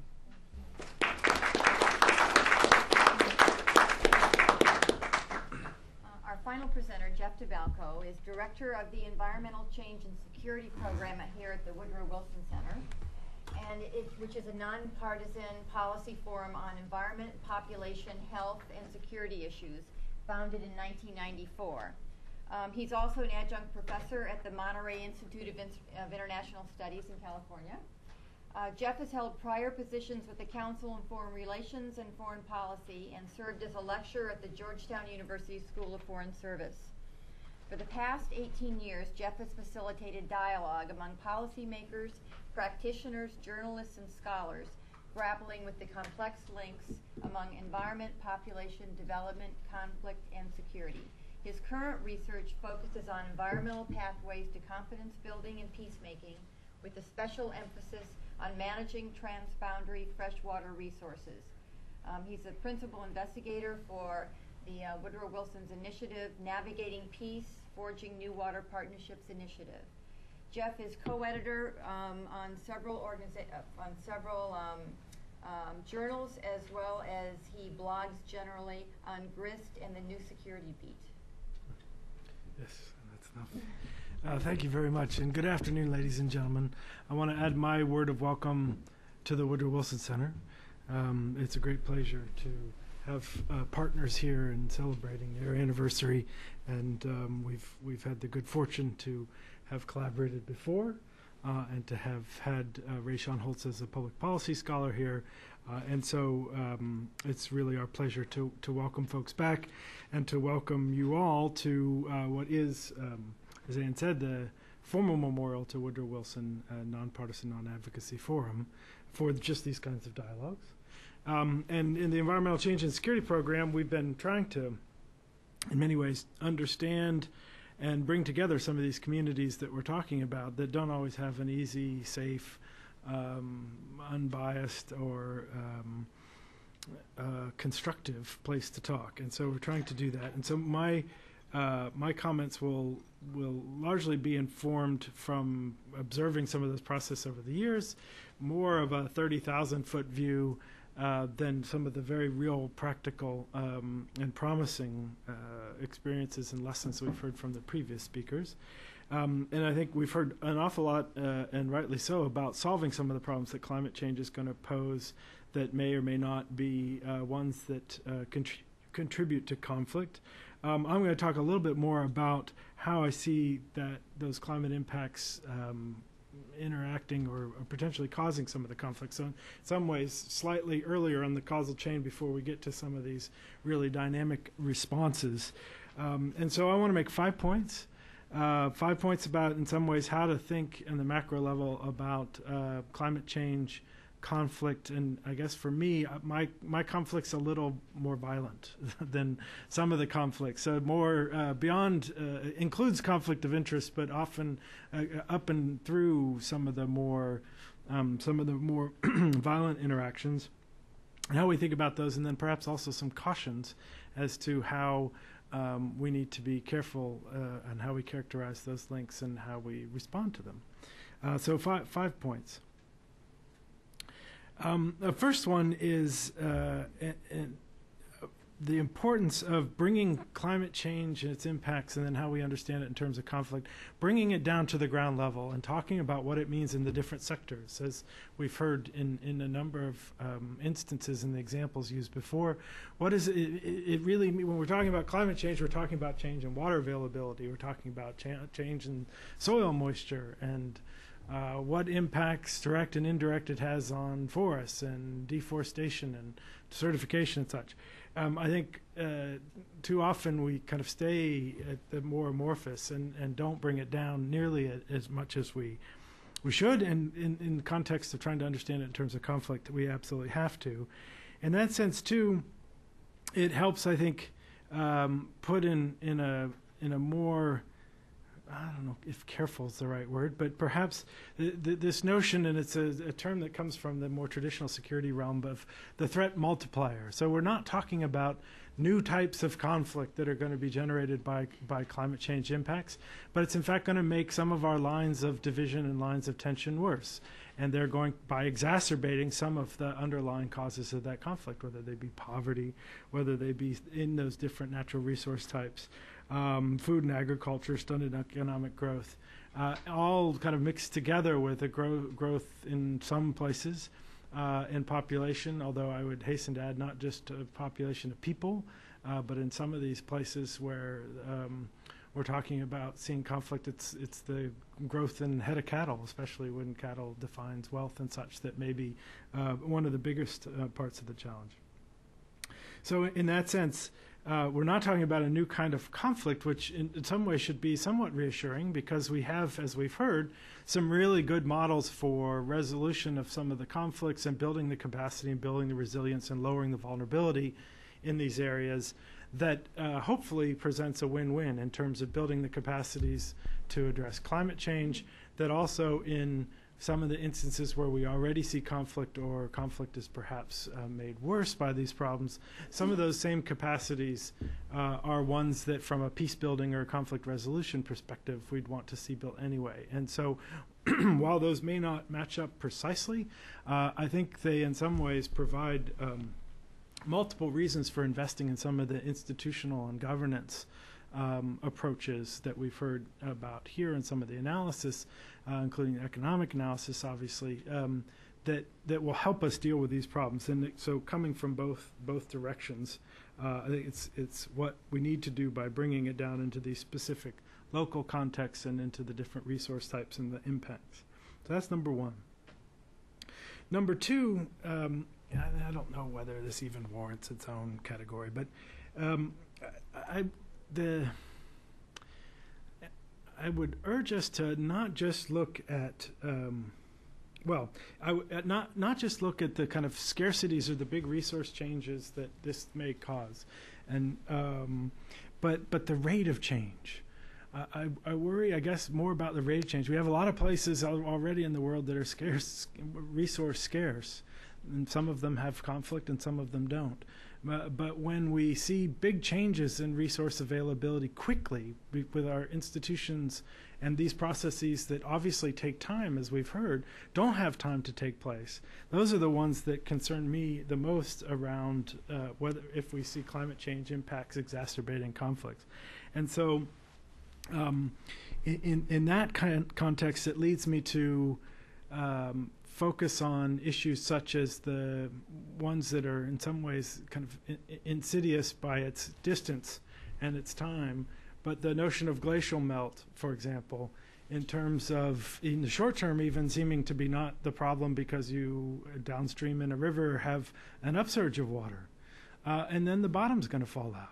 And there's going to be really big changes in water availability. And if we're talking about the Tibetan Plateau and however, everybody's got their different estimate, whether it's 1 billion, 1.5 billion. You got a lot of people in South Asia and Southeast Asia dependent on those glaciers and the seasonal melt for water availability.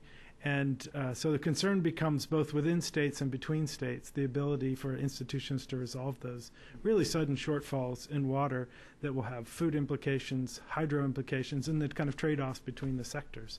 So if you're in Central Asia and you're on a kind of 20-year time frame for loss of those glaciers, you have upstream hydro and you have downstream irrigation, and that has been tense already. And so the question is, when we really face some of these changes, how do we address that? And those questions of rate of change almost being lulled into thinking it's very slow, and then suddenly it's a lot quicker than we think.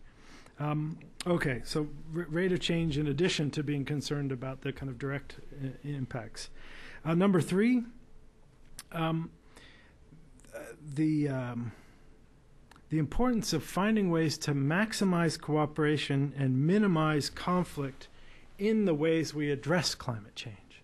So the threat multiplier argument in many respects is, what impacts will climate change have in contributing or not contributing, or a lot or little in terms of contributing to conflict.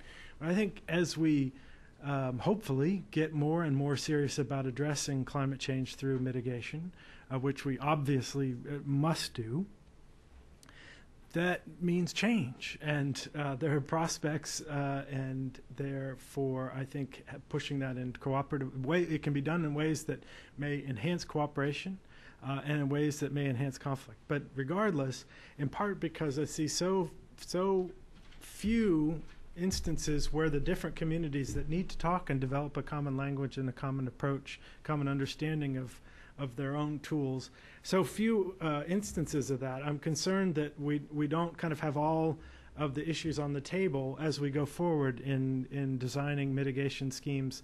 And so and it would really behoove us to become much more serious about how to address it. So can And this, in many ways, some of these, as you'll see, are a deductive argument, not an empirical argument. It's things in the future that, again, so it gives us some hope. Perhaps we can go forward with it. To talk about biofuels is obviously to talk about lots and lots of different ways that that's done.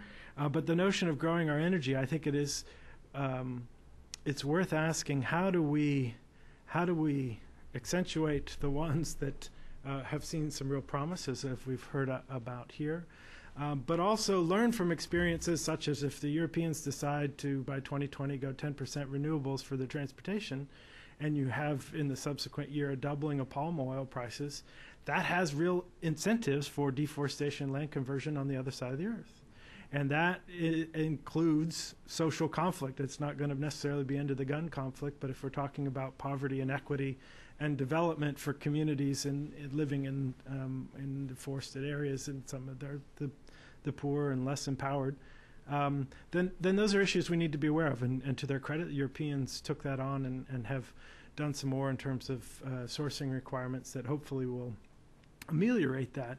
But that kind of displacement or reaction from trying to do right by climate, it's the kind of thing that we need to think through and anticipate. Similarly, there are lots of reasons why there are food riots, but growing energy is got to be part of that discussion. I think the question, as we rightly try to transition to a green energy grid or alternative energies, or some of the new technologies we're going to be using have a new set of inputs that will be scarce in ways and concentrated in ways and extracted in ways that have some prospect for recreating some of the dynamics that we associate with a resource curse around the extraction of petroleum. So if we get serious about batteries, and lithium is a key input to batteries, and 50% of it is found in Bolivia and a little bit in China, a little bit in Chile, and they're talking about a cartel, then suddenly we have some of the dynamics that are familiar to us in fossil fuels that aren't terribly constructive. And that's not an argument or a commentary on the governance of any of those countries and how their extraction and their plans, and I think in many ways they see some of those dynamics and are trying to take steps against it. But nevertheless, it's, to me, again, this is more of an agenda setting, the kinds of issues that we have to have on the table when we're talking about it. More nuclear power is a commonly argued response. I think it's pretty clear where there are potential for the intersection with security concerns there. And then another one, which every time I bring it up, I hesitate to bring it up because I think it's such a great idea and such a great development, this essentially bringing payment for ecosystem services to the table with a form of RED, the reduced emissions from deforestation, forest degradation. I think it's absolutely innovative and the direction we have to go. At the same time, it implies lots of money and change in access to resources. And that, by definition, as so many of you practitioners know, means that there's going to be some sort of conflict, whether it's big C or little c. And so in that respect, when I talk to folks involved with RED, and they're talking about RED Plus because that's a recognition that there are actually people that live in those forests that are going to be expected to be kept standing, but still a long way away from engaging with a peace-building community. And so, perhaps this is different for different countries. I mean, we may have a different view of RED in a Costa Rica versus a RED in a Papua New Guinea and such, in terms of transparency and governance structures and who gets that money, who's paid, is that money meant for adaptation, for dealing with climate. These, again, please don't hear me arguing against the endeavor, but it's one of those kind of go in with our eyes open and really have to think it through so that we don't accidentally have knock-on effects or second-order effects that are actually inducing conflict. But then also to try to the glass half full, the prospects for cooperation. And I think addressing climate change cooperatively can build some patterns of cooperation among states and peoples that haven't been there necessarily before. The potential for reducing dependence on fossil fuel actually being a force for peace, given how much conflict is associated with that source of energy. And that also that the logic of interdependence around a number of environmental resources that can be affected by climate change, particularly water, both internal to a country and transboundary. We've seen lots of evidence of management of water as a lifeline for dialogue in times of larger conflict and a bridge to building confidence and trust among parties. That I think it really offers some opportunities for it not to just be a conflict story, but to be a peace-building story. Fourth, a quick word on migration. We haven't talked very much about that, but certainly in the context of climate, conflict, and security, this has been something in the political arguments particularly we've heard a lot about. I think it is a matter of grave concern that there will be lots of people that are forced to move.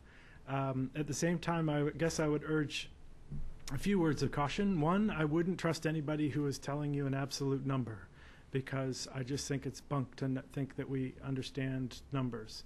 I think we can get a sense that it's potentially massive with something as simplistic as understanding how many people live along coastal areas. But at the same time, I've been distressed to see some who are willing to really put very precise numbers on this, and I think that's a problem, and particularly when they're called climate refugees or climate migrants.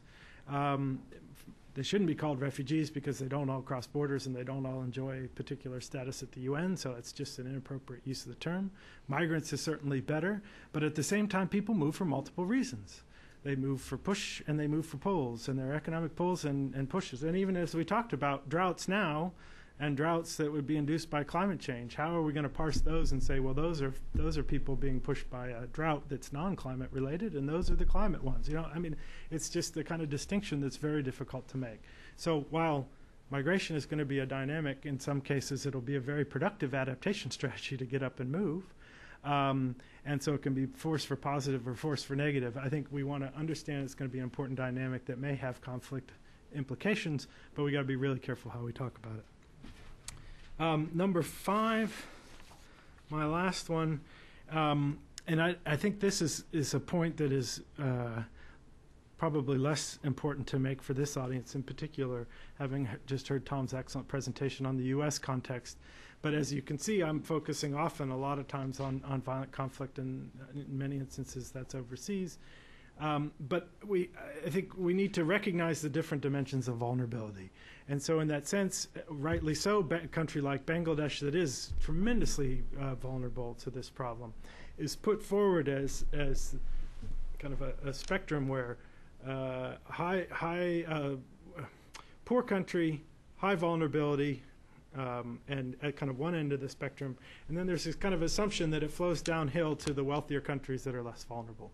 But I think for a number of reasons, that has to really almost be in an inverted U. So those countries that are wealthy and have lots of infrastructure on coastal areas have great expectations, as we would if we walked down the hall to the restroom and turned on the water. We'd expect the water to turn on. That those kinds of expectations are such that from perception and from reality, we're actually really, really vulnerable. Obviously have many more resources to address those vulnerabilities that someone in Bangladesh did, and obviously we're much more responsible for causing the problem than the folks in Bangladesh are, given our historical emissions. But nevertheless, I think for those, I think we miss a lot of the importance of why we need to take the steps that Tom was talking about here at home, by assuming that the most vulnerable are over there.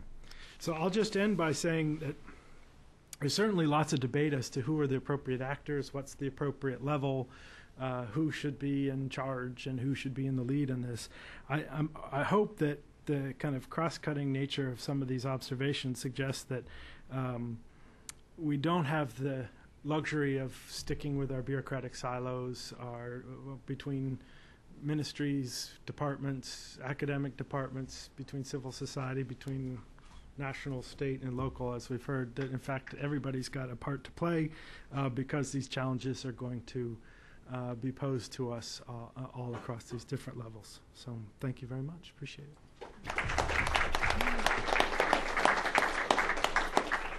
Okay, Okay, now we have we're going to spend the next hour in trying to generate a dialogue. And how we're going to do it is that I'd like you initially to group yourselves in groups of 5 to 7 people. So just start here and just form yourself into groups. And what we're going to ask you to do is spend 10 minutes and come up with 2 or 3 questions that you'd like to ask the panel. And so if you could do that right now, that'd be great. So we'll give you 10 minutes. We'll reconvene back here, say about 10 after 4. Really inspiring stuff, Tom. Well, likewise. Great stuff. I really appreciate the presentation. Thank you. And you're working in Mexico too? Yeah, we're working with all 6 of the border states. Great. And we're working also in partnership with the BAC. With which? The BAC, the Border Environmental Cooperation Commission. Okay. We're working individually with the states and then with the BAC, and coordinating with the federal government, and hope, that the rest of the states, the border states, can sort of help lead. But it's interesting in listening to your work. There's a sort of a scattering of efforts on vulnerability assessment and adaptation that are underway, and I think it's interesting because, like a lot of countries, the emphasis in Mexico seems to have been focused most on adaptation as opposed to mitigation. Absolutely. Yeah. I'm not sure why. Well, really? What? Yeah, that's surprising. A little bit. I think I know the answer, but it is a little surprising. That surprises me. I'd like to hear the other side, because I mean, I'm not an expert in climate change. I sort of came at this from the conflict resolution side of things. But my understanding of why in the legislature they were more concerned about that is because, we're an up-and-coming producer and contaminator, but still relatively low on the grand scheme. Graphs of 1.5% of the entire world. Whereas, our vulnerability to meteorological changes and major hydro events is just tremendous. And desertification is huge, deforestation is huge, and if you're a policymaker, and you have more and more people at risk from these things, and your economy, and I think also it links back to this assumption that you were talking about earlier about how the notion of mitigation clashes with any kind of economic development, which in any context people are sensitive to, particularly in contexts that have underperformed economically, like Mexico for the last 20 years. So that was where I'm coming from, but tell me the other side of it. How why should mitigation be more important now in Mexico? Well, I mean, if you're going to... Also, I got to tell you, there's a little bit of chauvinistic attitude that, U.S. and China are the cause of all this, so why should we change when yeah, and I wonder whether that's a part of it, folks not seeing themselves as a part of the cumulative solution. I mean, when we go out in the states, we just finished something for the state of Pennsylvania, and Pennsylvania is 1% of world emissions. And a lot of our governors and their constituents have asked the same question, and, we've said, well, if you consider an individual state, 1% of world emissions? Yeah, as if it was a country. You're as big as a lot of other countries, and 172 countries have signed up to this treaty, that are all. So the reality is it doesn't get fixed unless everybody gets on board. Yeah. And that means a lot of small folks have to get on board to get to where things are, cumulatively where they need to be. Right. But on the adaptation side, part of it with the Mexican states is that they have more control, they think, over adaptation issues and less control over some of the emissions that are from nationally owned industries. But I think there's the fear of the economics of not knowing how to grow. That's right. And mitigate at the same time. And the presumption is that they're going in different directions, and the reality is they don't have to. Yeah. You do them right, and that's probably been a big contributing thing. Yeah. No, it's a great reframe. As an entry point to talk to policymakers about how, not only are you mitigating, but more importantly, you're growing as you mitigate, which is what you want anyway, right? Yeah, it's a really old-fashioned view that you can't, mitigate and grow. And it's interesting. In China, they're careful not to exactly say what their plans are, but my impression is that they do have a game plan to pretty much own world technology on clean energy and efficiency and all that in the next decade. That would certainly change things. Yeah, no, they're pretty serious about it, you know. So, you know, they're trying to get ahead of the curve, and they're even starting to see it now. Yeah. You know, the other thing is if any country is seriously concerned about the problem and believes it is a problem, and if you look at the sheer politics that are required to get a global solution with the United States and China on board, you've got to deal with all of the developing country issues and everything else. Sure. Because, you know, that if you're a student of politics, you can look in the United States and you can say, well, the problem is that our jobs have gone to Monterrey, Mexico, and Guangzhou, China, and all those other places. And the United States is not interested in sending more of them over and having a treaty in place that facilitates that. So you've got, the answer is other countries have to step up to the plate. I mean, you'll hear that in 10 seconds in the Senate. You know, it's like, no can do.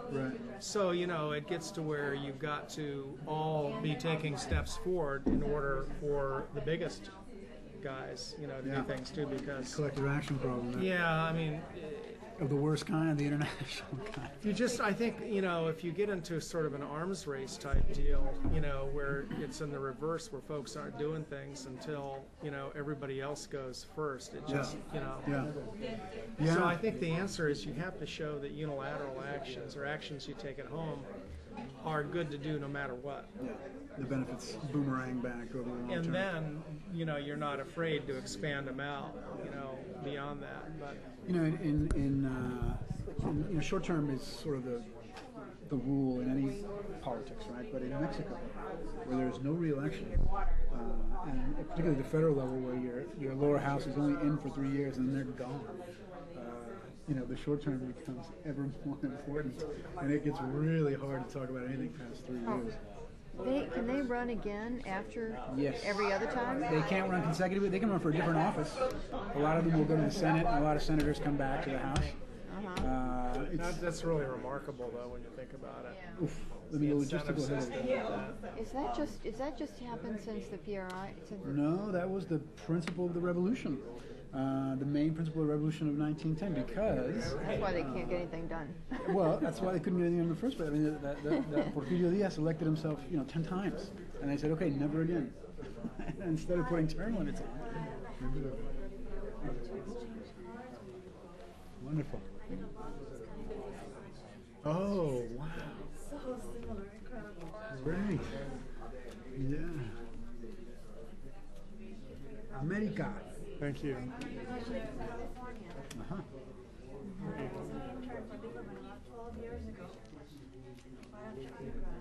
Oh, so what years were you there? We'd have to create a really Who did you work with? I know the chief of staff, Chris. He left. Yeah, now it's Well, it became Bill Andreessen, and then Bill Bunvillian was the legislative director. Were either of the Bills there when you were there? It was Bill Reese. Okay. No, Andreessen, and then... Bill Andreessen, that's it. Yes, that's him. Thank you. Because I was there, I worked with Joyce Rexhoffen. Did you know Joyce? No. Doing the environment work? No, I did not. Because I would have been there, we may have been there at the same time. It was 95 and 96, I think, during the 104th, the Newt Gingrich era. Yeah. He actually wrote me, a great reference letter about graduate school. That's great. That's great. That's wonderful. So you've done this in that shape? You did this in... I used to work, but I worked there for 4 years. Wow. Wow. Wow. or know what to do. It's like I can conceivably get it going. Yes. Oh, yeah. Yeah. Oh yeah. Oh yeah. It's tremendously political. Representation is political. There's all these like legitimating secondary effects that you don't anticipate by inviting, Representative B. That means you're legitimating Party X, and you didn't mean to. Climate change affects them a lot, climate change. Sure. Isn't Yusuf Kala from that area? Is Yusuf Kala from that? Yusuf Kala is from Makassar. Ah. From South Sulawesi. Oh, okay. Okay. The NGO director that I was working with, elect Yusuf Kala as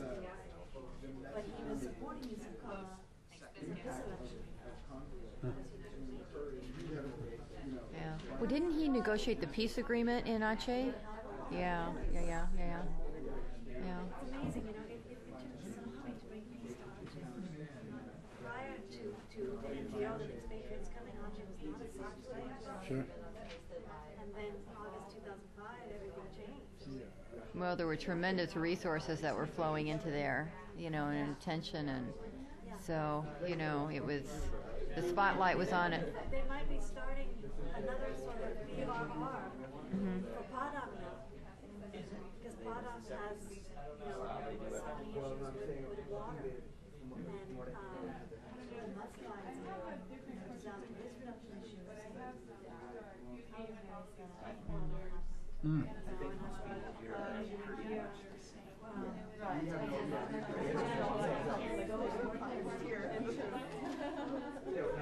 Is that where they had the mud volcano? Where did they have the mud volcano in?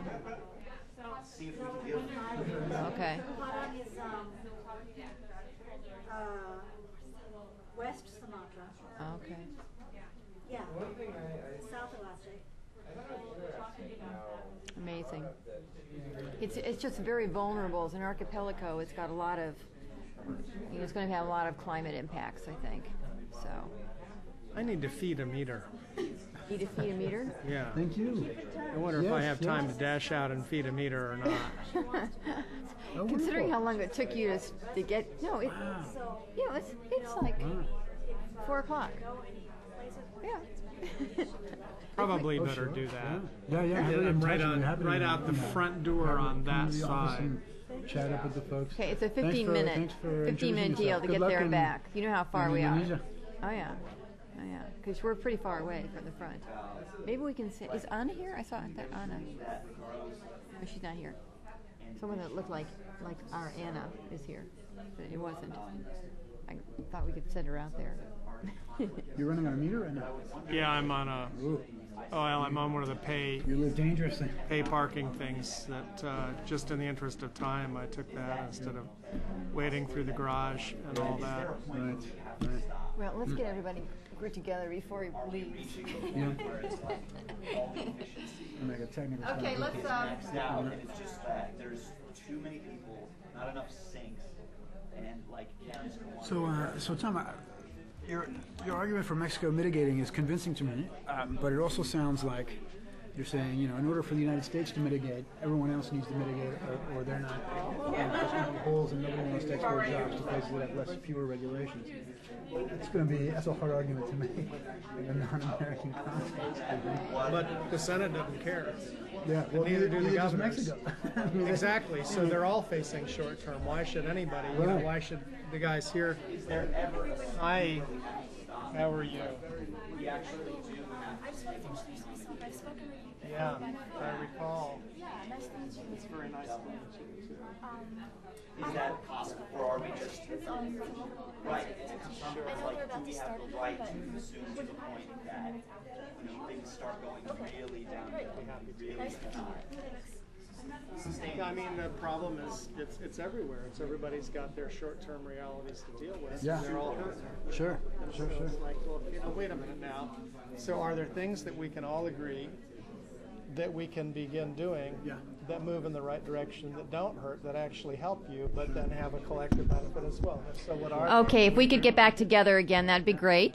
Turns out the universe of that set of things is a lot bigger than anybody realized, particularly when you start working it really hard. It's like it's not just one or two little things, it's a whole lot of stuff. Yeah. And then it goes away. Well, and especially if you couple it with this argument that it's not necessarily economic damage. Well, And Eva and Janusz, if you could come up closer here. Then actually confront all that stuff. But I think, you know, it's Because what we're going to do is people have questions for you too, so. They do, because I'm losing, because that, you know, if Just I here do is something fine. and he doesn't, I lose because I'm giving away my economy. It's like, well, Yeah. no, wait a minute. Just I want you closer, Doing that's the all. things that get you there first. Sure. Doesn't that give you a competitive advantage? Yeah, and then you get a race to the top, and it's a different deal. But you have to get underneath that. Yeah. And Well, but in Mexico, even in these meetings, we spend a lot of time of people standing up and indignantly crying out over why we would ever talk about mitigation measures. Okay, what I'd like you to do is elect someone in your group to ask your questions, or maybe you've decided how you're going to do that already, but if you haven't, get someone who's going to ask your questions, and then we'll take a series of two or three questions all at once. Where's Jeff? There he is. Okay. I think those arguments that you're making are absolutely sound. Okay. Now I perceive that through the you had a lot of interaction among each other, so you must have some really good questions. So shall we go first over here? Let's start with two questions. How about that? Mm-hmm. Hold on 1 second. I think. Thank you. Well, I'll just ask a very basic one, or I guess it's just the one sentence one. Is how do you deal with just malevolent parties? Period. Just people who are just not cooperative, and do you encounter these people often? How long does it take them to kind of come out of their shells? I guess it would be one question. And then the other question, and hopefully this will be a little more provocative, isn't the focus on growth through efficiency a short-term solution? How do we create the political will to address the ultimate problem of which is the impossibility of infinite growth? Eventually that's going to be one that will have to be addressed. So that's an easy one. Okay. Okay, the issue of dealing with malevolent parties. We've got the policy level and the grassroots level, so maybe you can both address it.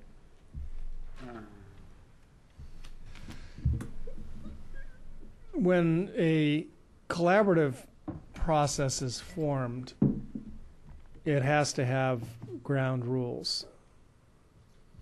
And one of the typical ground rules is that in order for it to be functional, if not effective, the participants need to be supportive of the process. They don't have to agree with each other on solutions, but they have to be supportive of the process of collaboration. And if they're not, they can't participate. Yeah, I absolutely agree with that. And I think also that it's real common to get your bomb throwers pretty excited early on. What Tom says is absolutely on the money. And eventually processes, if they're well received, if there starts to be some good collaboration, if you start to make progress, they have their own centrifugal force. And so after a while, a bomb thrower will either decide to participate as the thing grows, afraid to be left behind, right? Or will boycott more passively, to not to lose face. Maybe they're Greenpeace and they have to, and their job is to be a bomb thrower, to put the issue on the table, and their job is not to sit down and dialogue. Maybe you don't have to have all of the people at the table at the same time. People play different roles at different moments. But Tom, I think, is absolutely right that the most important thing is protecting the process, and then time will tell if a bomb thrower is going to come into the process or not, depending on their decisions and what makes sense for them. Mm-hmm. Jeff, do you have anything to add? These guys. Okay. And the second question about the growth? I would just say that first, it's a good observation that things that work in the short term don't necessarily solve the long term. I also think it's really important to note that generally speaking, people can't deal with the long term until they learn how to deal with the short term. And if they get that under their belt and get some confidence that they can deal with the short term, then they start asking the harder questions about the long term and finding perhaps a new way to understand it. But they're never going to get to the long term if there's not a short-term bridge that they can start walking across. I would add a level of further complexity to what you're talking about in a developing context, which is that all developing governments want to become developed economies, which means generally more consumption and more greenhouse gases, unless alternative paths are chosen like the ones that Tom was talking about. And in, of course, Tom was just asking me, well, why aren't they concerned about mitigation in Mexico? And there's a sense that if we're not the polluters, the United States and China are the polluters. Of course, that's not a sustainable attitude either. But infinite growth. I mean, any growth for a government that's in place for short term in a developing country is going to be really, really tempting. So, I mean, it's not an answer. It's like it's throwing more fuel on the flame of the fire that you just asked. Yeah, it was interesting being in China because we attended this conference that was the path. It was called, what was it called, Tom? It was called the Low Carbon Path to Development. So that was sponsored by China, and they had invited Japan and Korea and the U.S. and a lot of entities within China to talk about this. So there is a recognition that certainly you need to have a low carbon path. The issue is how do you get there? So, so it's definitely, they're aware of it for sure. So, and I also wanted to point out that both Eva and Janos, who produced our film and were involved in this process, are here too if you have any questions about how the film was made and anything about the film too. So they're here too. Okay, let's go to we'll come back if we don't get all the questions, if we have more time for questions, but the second group. Okay. First question is, what policy mechanisms can be put in place as preventative measures for conflicts that we actually can predict? And the second one, in response to what Julian was saying about the most crucial part of an agreement is when it begins to break down. In terms of all consensus agreements on local or national, international scale, how do we generate scenarios in which enforcement is at all possible? Okay.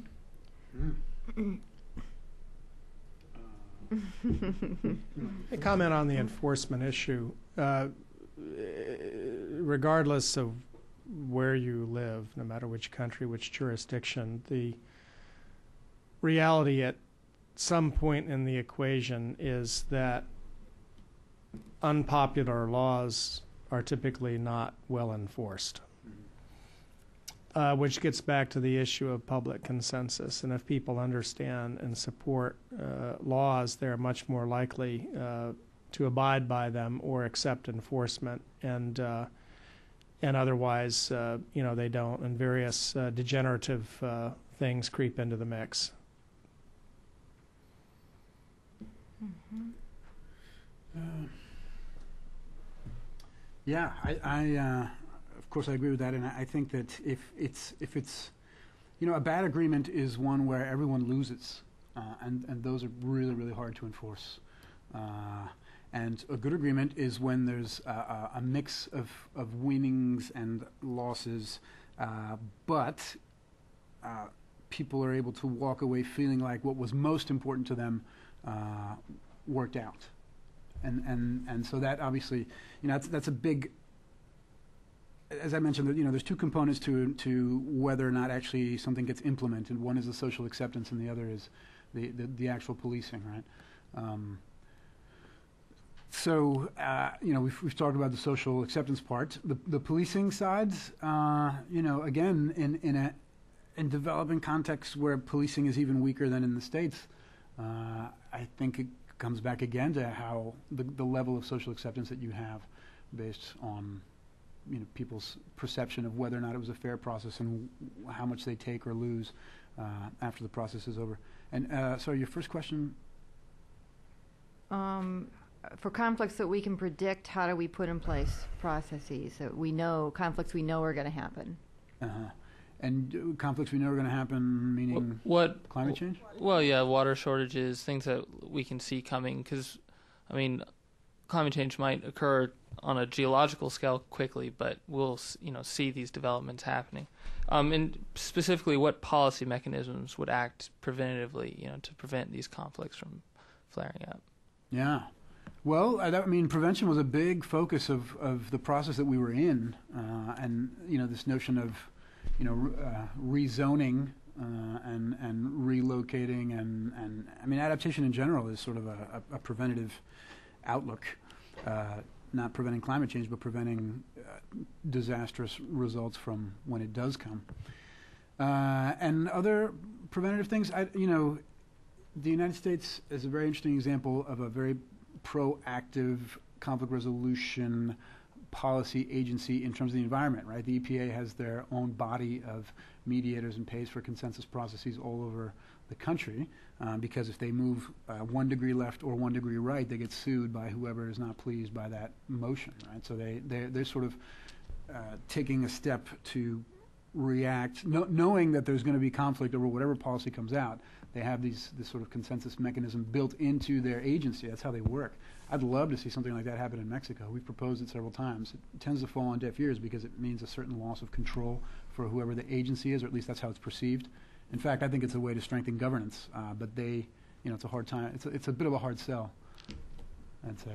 But I mean, I don't know if that answers the question. I don't know if you have anything else. I would agree very much with that, and just say that generally speaking, when policymakers and people who think about policy talk about mechanisms, what they leave out is the planning, a really legitimate planning and consensus building collaborative process as one of the instruments itself. I love one of Eisenhower's great quotes is that plans are nothing, planning is everything. And the reality is there are all sorts of continuous adjustments and updates and forward movements that have to be made over time.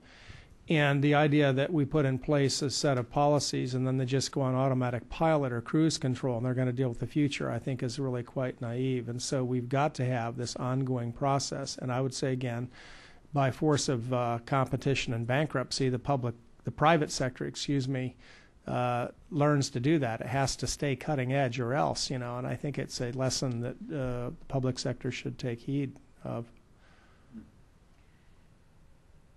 I think in certain parts of the world it's going to be easier than other parts of the world. And I think one of the big variables is going to be how do you let your citizens participate in the process.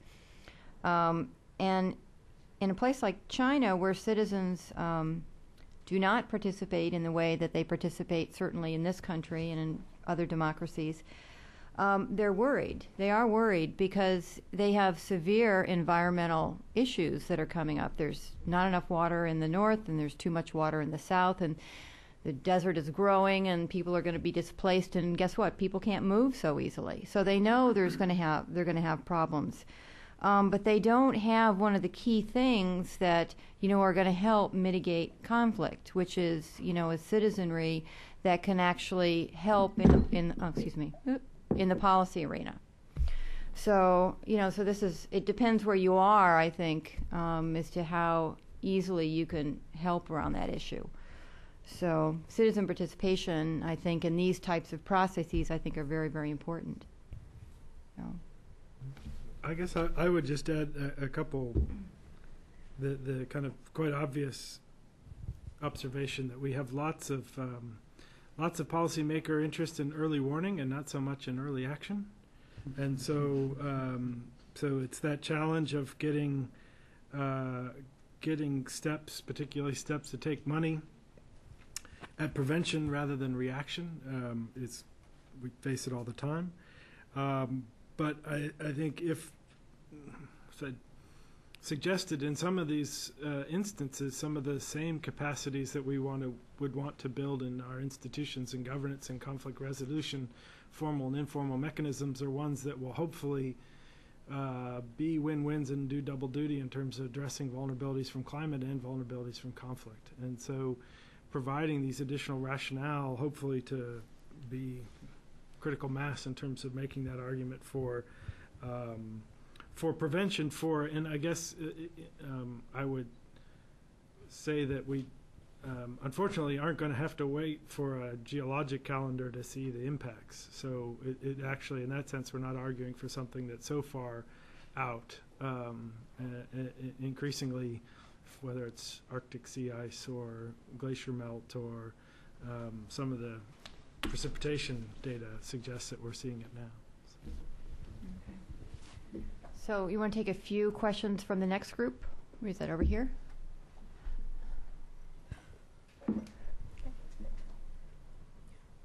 The group did discuss several scenarios in different countries, in Africa, in Korea, about communities that engage in violence as a result of development of natural resources.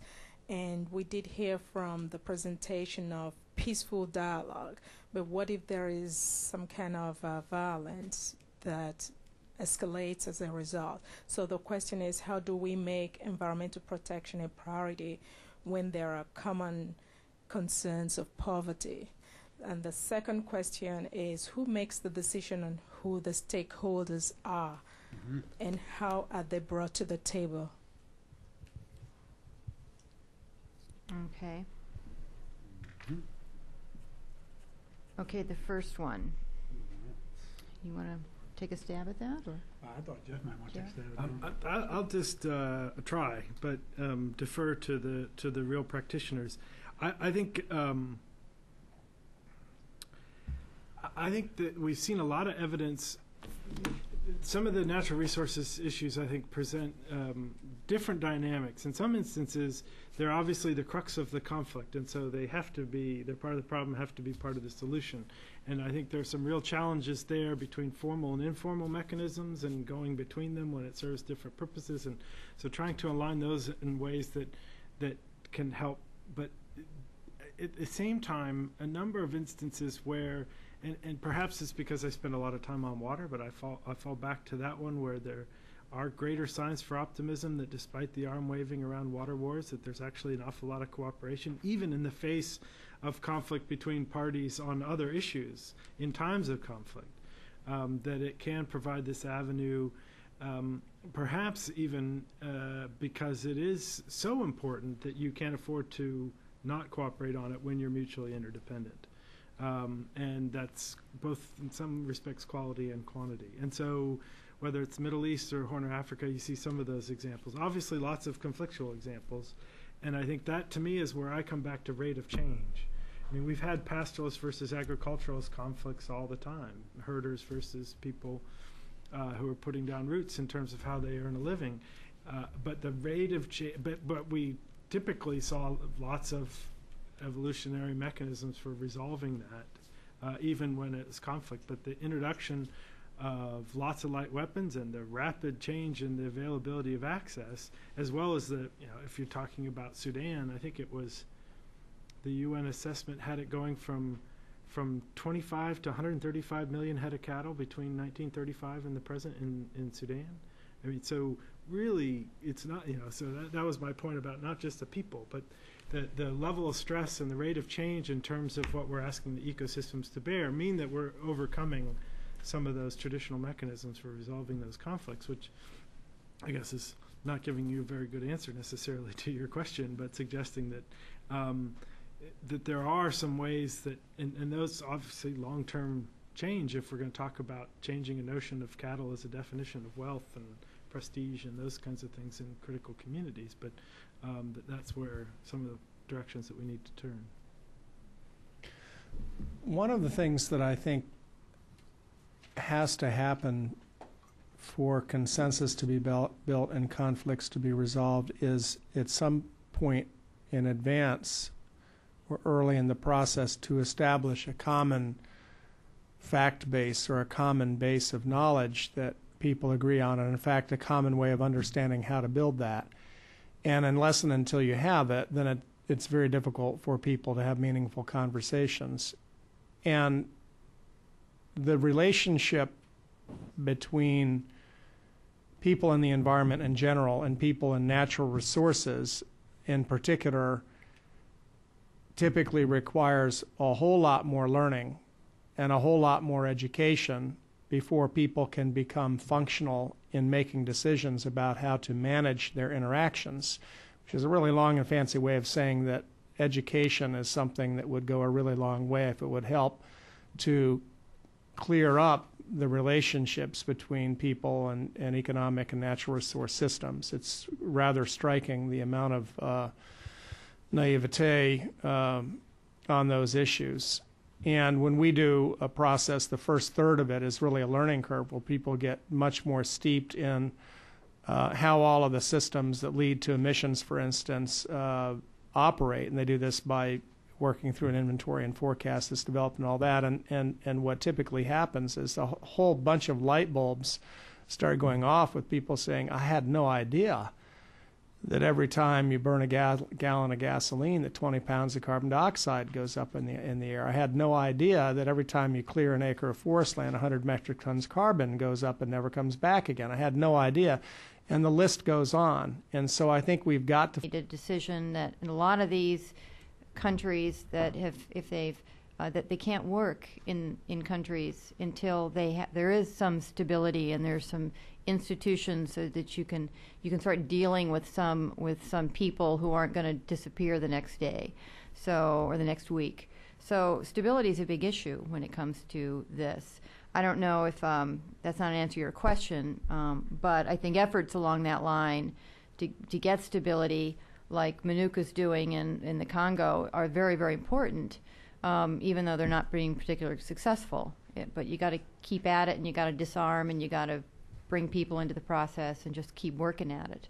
And at some point, people tire. I mean, there is some data that says at some point people just get exhausted and tired on these very violent conflicts. And let's hope it doesn't go that far. But you do need stability for sure. Mm-hmm. Yeah, I've not worked in Africa, and I wish my colleagues from Peru and Colombia were here to talk a little bit more about this too. But in Latin America, a lot of the violence that happens is a result of bad decision making and poor governance to begin with. And if you ask me, of course, I have a hammer, so everything looks like a nail to me. But if you ask me, I think that a lot of that can be prevented with consensus building. I mean, if people were to do collaborative processes, multi-stakeholder processes before they make certain decisions, I think you could prevent a lot of that violence. So in Mexico, when there's violence around fisheries issues, forestation issues, mines, extractive stuff, even siting issues. In Mexico, one of the first political crises of the new democratic government in 2000 was when they wanted to site an airport. Mexico City has 25 million people, sorry. That's a lot of people, right? And they have one airport, and it's got 2 runways. So you can imagine the amount of pressure that there is to make a new airport, and everybody wants a new airport. And one of the first violent conflicts in Mexico after the new president came to power was that the Zapatistas joined a certain band of agricultural folks that were in the place where the new airport was to be sited. They took hostages, people died. And it was all because there was no consideration of any local participation of where the airport was to be sited. So if you ask me, it's a governance problem. The way you make decisions is flawed, and worse, even if it's not, it's seen as illegitimate to begin with by the people who are around there. So in my view, it's a way of increasing governance and preventing violence.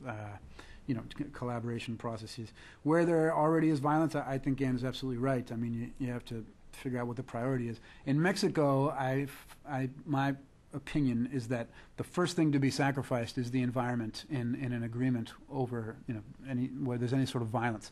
Meaning, if there's a regulation that, say, the fishers don't like and they've taken hostages on the highway because they don't like the new regulation, then the first thing to go is that regulation, and there's never any talk about what that means for the intent of that regulation in the first place. And so who loses? The fisheries in the long term. Who wins? The fishers in the short term, but in the very short term. Okay, and the second question had to do with who makes the decisions on who are the stakeholders. Yeah. You mentioned governors' appointees, right? Is that typical of the state? It's typical that governors, I think, in processes that are convened by law, the legislatures will stipulate stakeholders. But I think there are kind of 2 things going on that may not always go in the same direction. One is that the leaders themselves who are being asked to, are responsible to make decisions, I think need to have a role, and it's typically been the predominant role in appointing stakeholders, so they've got the comfort and the confidence knowing that they're getting real people to deal with real issues and answer the questions they have. On the other hand, it's good to have a little bit of independence as well, so that exercise doesn't turn into a familiar set of parties that may not ask all the hard questions and be willing to look things freshly. So I think I would balance those 2 things. Yeah, in the first case that I talked about, the national park case, we were always struggling between the tension of what I had mentioned earlier about a representative group of people versus having enough transparency so that you could have a certain volume of people in and sort of vetting the process and seeing that it was, legitimate and that it did follow certain rules and that people were actually being heard. And what we ended up doing was this hybrid, like I mentioned. We asked people to come as representatives. It was a small enough area that you could bring in every economic unit. So every fishing cooperative had a seat at the table. Every ecotourism operator had a seat at the table. Every hotel or land developer had a seat at the table. Every environmental organization had a seat at the table. That's a unique situation. It was a small area, so we could do that. In the climate change one, that steering group that I mentioned that was so instrumental to the process, but also so rife with different opinions and a fair amount of conflict. The steering group was composed of people from every sector. It was sort of a mini representation of the larger group that we had. So we had legislative aides, we had people from the business sector, we had people from the environment sector, the academic sector, and us and the UNDP. And we poured over who was going to be invited, because this was an invitation-only event. It was sort of a more of an elitist event than the other one, which had sort of a mixed flavor to it. But what we tried to do was make sure that we had thought leaders and decision makers and people from every sector representing as many voices as we could. And that's really the key for us, is not to, you don't want everybody, but you do want every voice. And so collectively, the way that we lent legitimacy to our choices was that we made those choices as a steering group rather than our organization or the UNDP or the legislature or the business sector or any others. I think that Ray Schonholtz, who runs Partners for Democratic Change, would say that the definition of a stakeholder is someone who, if they're not at the table, can block an agreement. Mm-hmm. So they need to be at the table. So that's, I think, what he would say, for sure. Veto power. Mm-hmm. Yeah. Okay, shall we do a couple questions from this group here?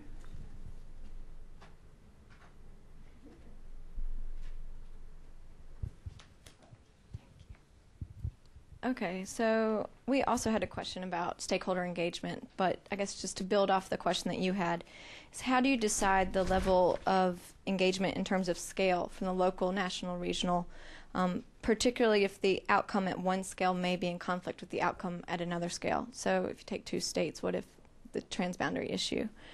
If you have specific examples of techniques that you use, that would also be helpful. And the second major question, particularly within the framework of climate change and the fact that the situation on the ground may actually change after the agreement is met, how do you, what provisions can be built in for reviewing the agreement, and what kind of specific benchmarks would you have for success of the agreement? Anything else, you guys? Okay. Scale?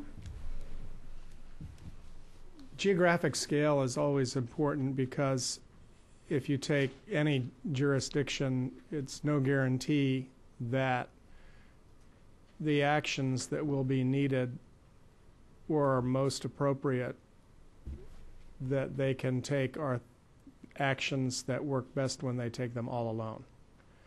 And so the creation of mechanisms for multi-state or multinational or multi-jurisdiction agreements are really important for that set of issues that fall in that box. And it's not all, but it's some. For instance, electricity markets are bigger than state borders. And so as a consequence, dealing with regional considerations is important. And it, I think, gets to the way the process is structured and who's around the table. It also gets to the way that the numbers are run, because taking into effect regional effects of policies instead of just state effects is essential. Otherwise, you're masking really critical effects.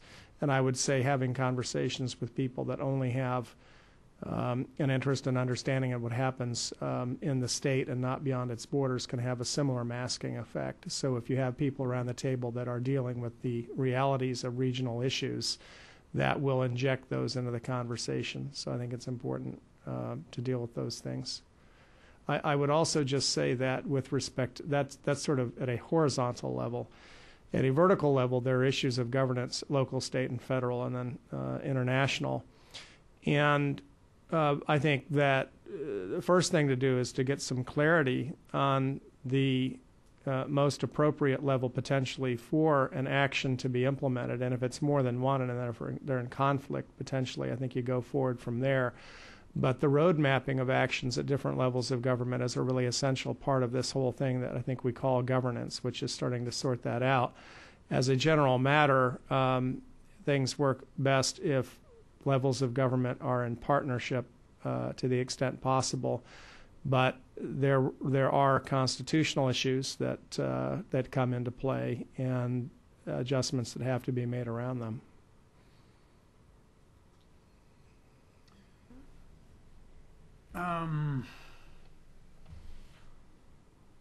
Yeah, I don't know if the stakeholder question applies to the question you're asking, to the situations that I was commenting about, but I can speak briefly to the revisions question, and the most important part of the agreement being the renegotiation clause. I think it gets back to what Tom said about the Eisenhower quote, right? The plan is probably less important than the planning. And what in my experience, the pattern, the will, the change in behavior that gets generated, the goodwill that gets generated in these processes can be put in danger when the plan starts falling apart, but it is also the source of coming back together and keeping it going. And in the case of the national park, it's ended, that's done, and the next time the plan will be revised is in 5 years. So they have sort of a every 5-year revision plan. In the case of the legislature, that's ongoing and forever. I mean, that's just never going to stop. We may not be involved, but that's always going to be going. I don't know if it's probably not a satisfactory answer. I'm curious though.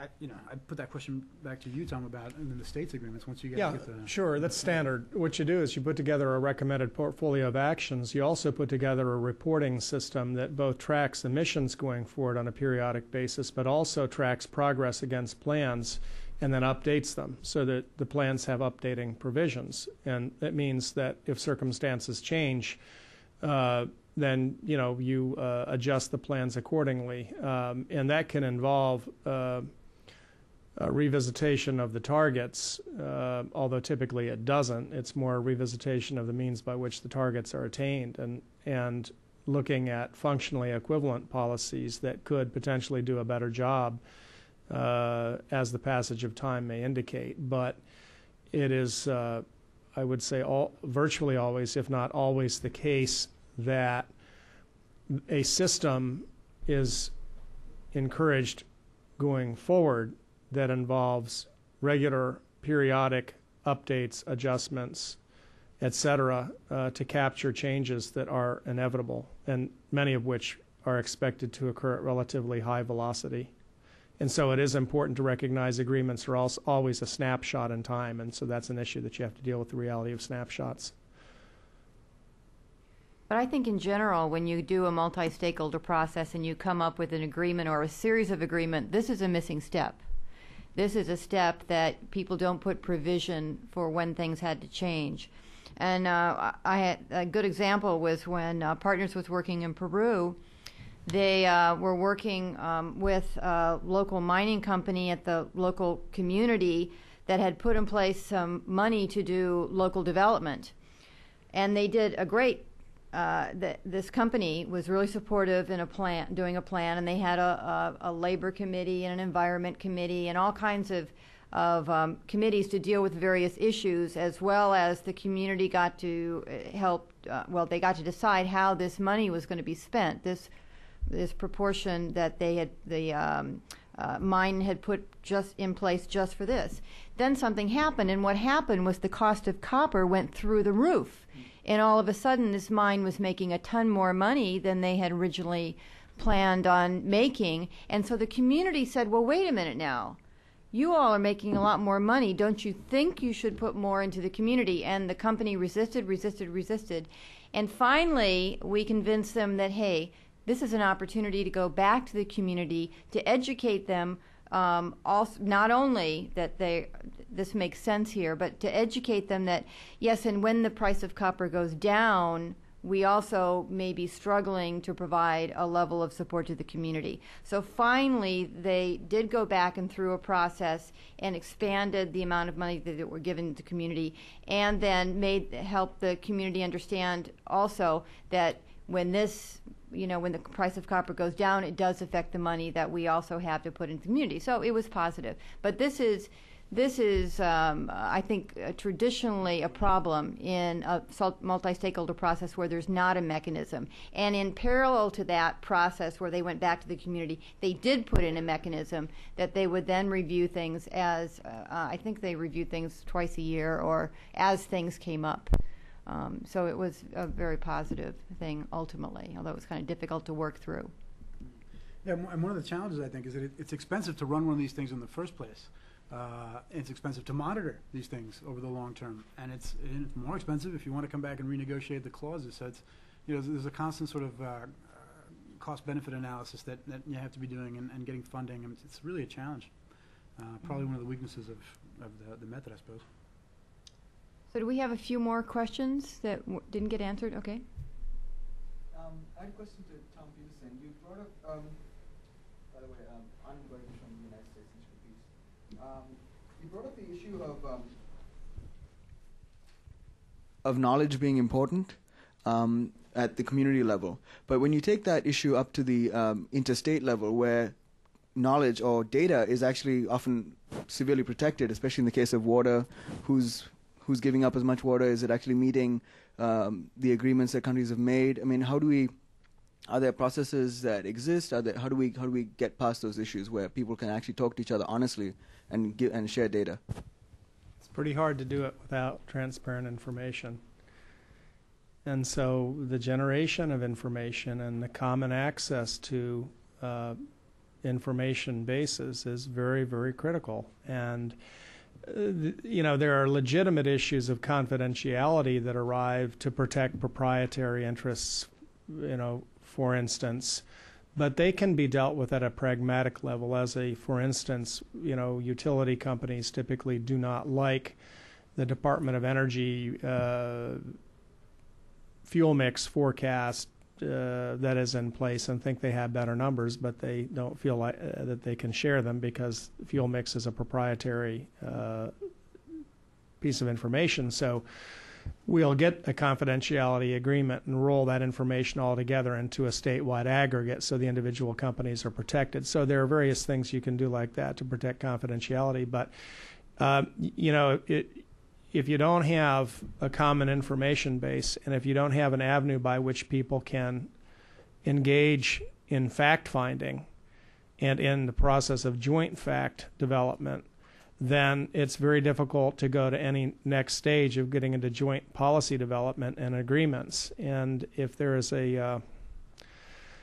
if there is a war to be fought here, information is probably one of the biggest parts of it. It's essential that adequate and transparent information be provided in order to resolve things. Now, you will note as a consequence that one of the mechanisms, I don't know whether I had it in the portfolio of actions and instruments that went up, but one of the instruments that is used to advance many policy actions is disclosure. And the mere disclosure alone often solves a lot of problems, but particularly when disclosure occurs in combination with other actions, it can really be extremely effective. But the access to information and transparency is extremely important. When we were in China, we were asking this question a lot, actually, and we were kind of exploring different ways. And there was here's an example of a very good initiative that we thought was a way to address this, so that they were putting air quality monitors in the Pearl River Delta, which is Pearl River Delta has the Hong Kong side and then it has the Guangdong, the Chinese side, and where the free trade zones are. And what they were doing is they were putting air quality monitors. I think there were 17 sites on both sides of the Pearl River Delta, but they were using the Hong Kong scientists to actually do the monitoring, which the international community that was paying for this felt more comfortable with. So that was kind of one way that they had addressed it. I'm sure there are a lot of other ways that you can address it like this, but having a partner who is open, and the data was very open and transparent, certainly from the Hong Kong organization that was running this. So that may be one way. That was their way of doing it. So something like that would make sense.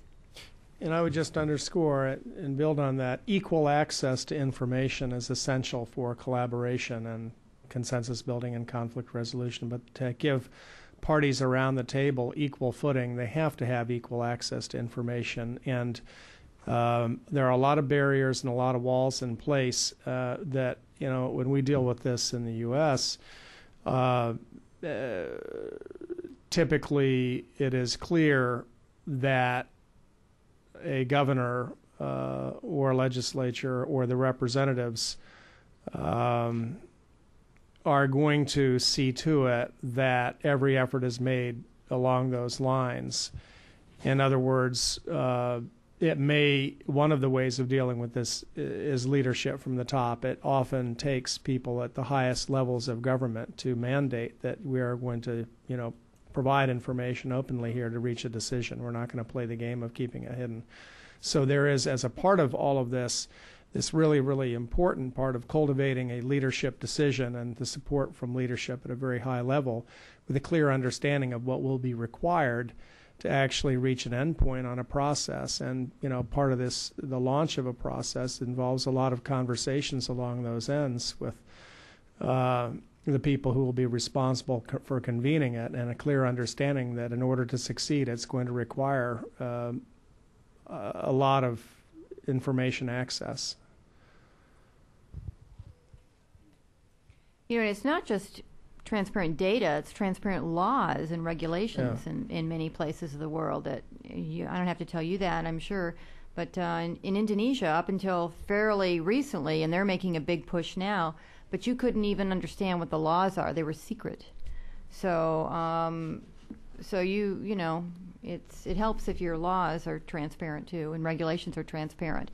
And that's where some of the the website information, putting in websites with laws. I mean, these are big pushes in countries now, especially as they're moving toward democracy. We don't make them secret here, and we just make them incredibly difficult to read. Or worse, contradictory. There's plenty of regulatory frameworks in Mexico that just they completely contradict each other. It's a great question, though. Thank you. It's a really, really good question. No, I absolutely agree. I mean, we spent a lot of time in both the processes that I mentioned, just sitting, listening, learning, asking questions, and we had Nobel Prize winners presenting us, what the situation was for that very reason, and especially in a situation where we didn't have the luxury of having most of the decision makers were not topic experts in the climate change situation, given that they were newly elected and on their way out at the same time, and that they'll always be like that until that law changes, until the Mexican Constitution changes. So absolutely, it's a central part of it. Other questions? Well, thank you very much. This has been a great group. We appreciate your time, and we're very honored that you came to listen to us speak. Thank you very much. Thank you very much.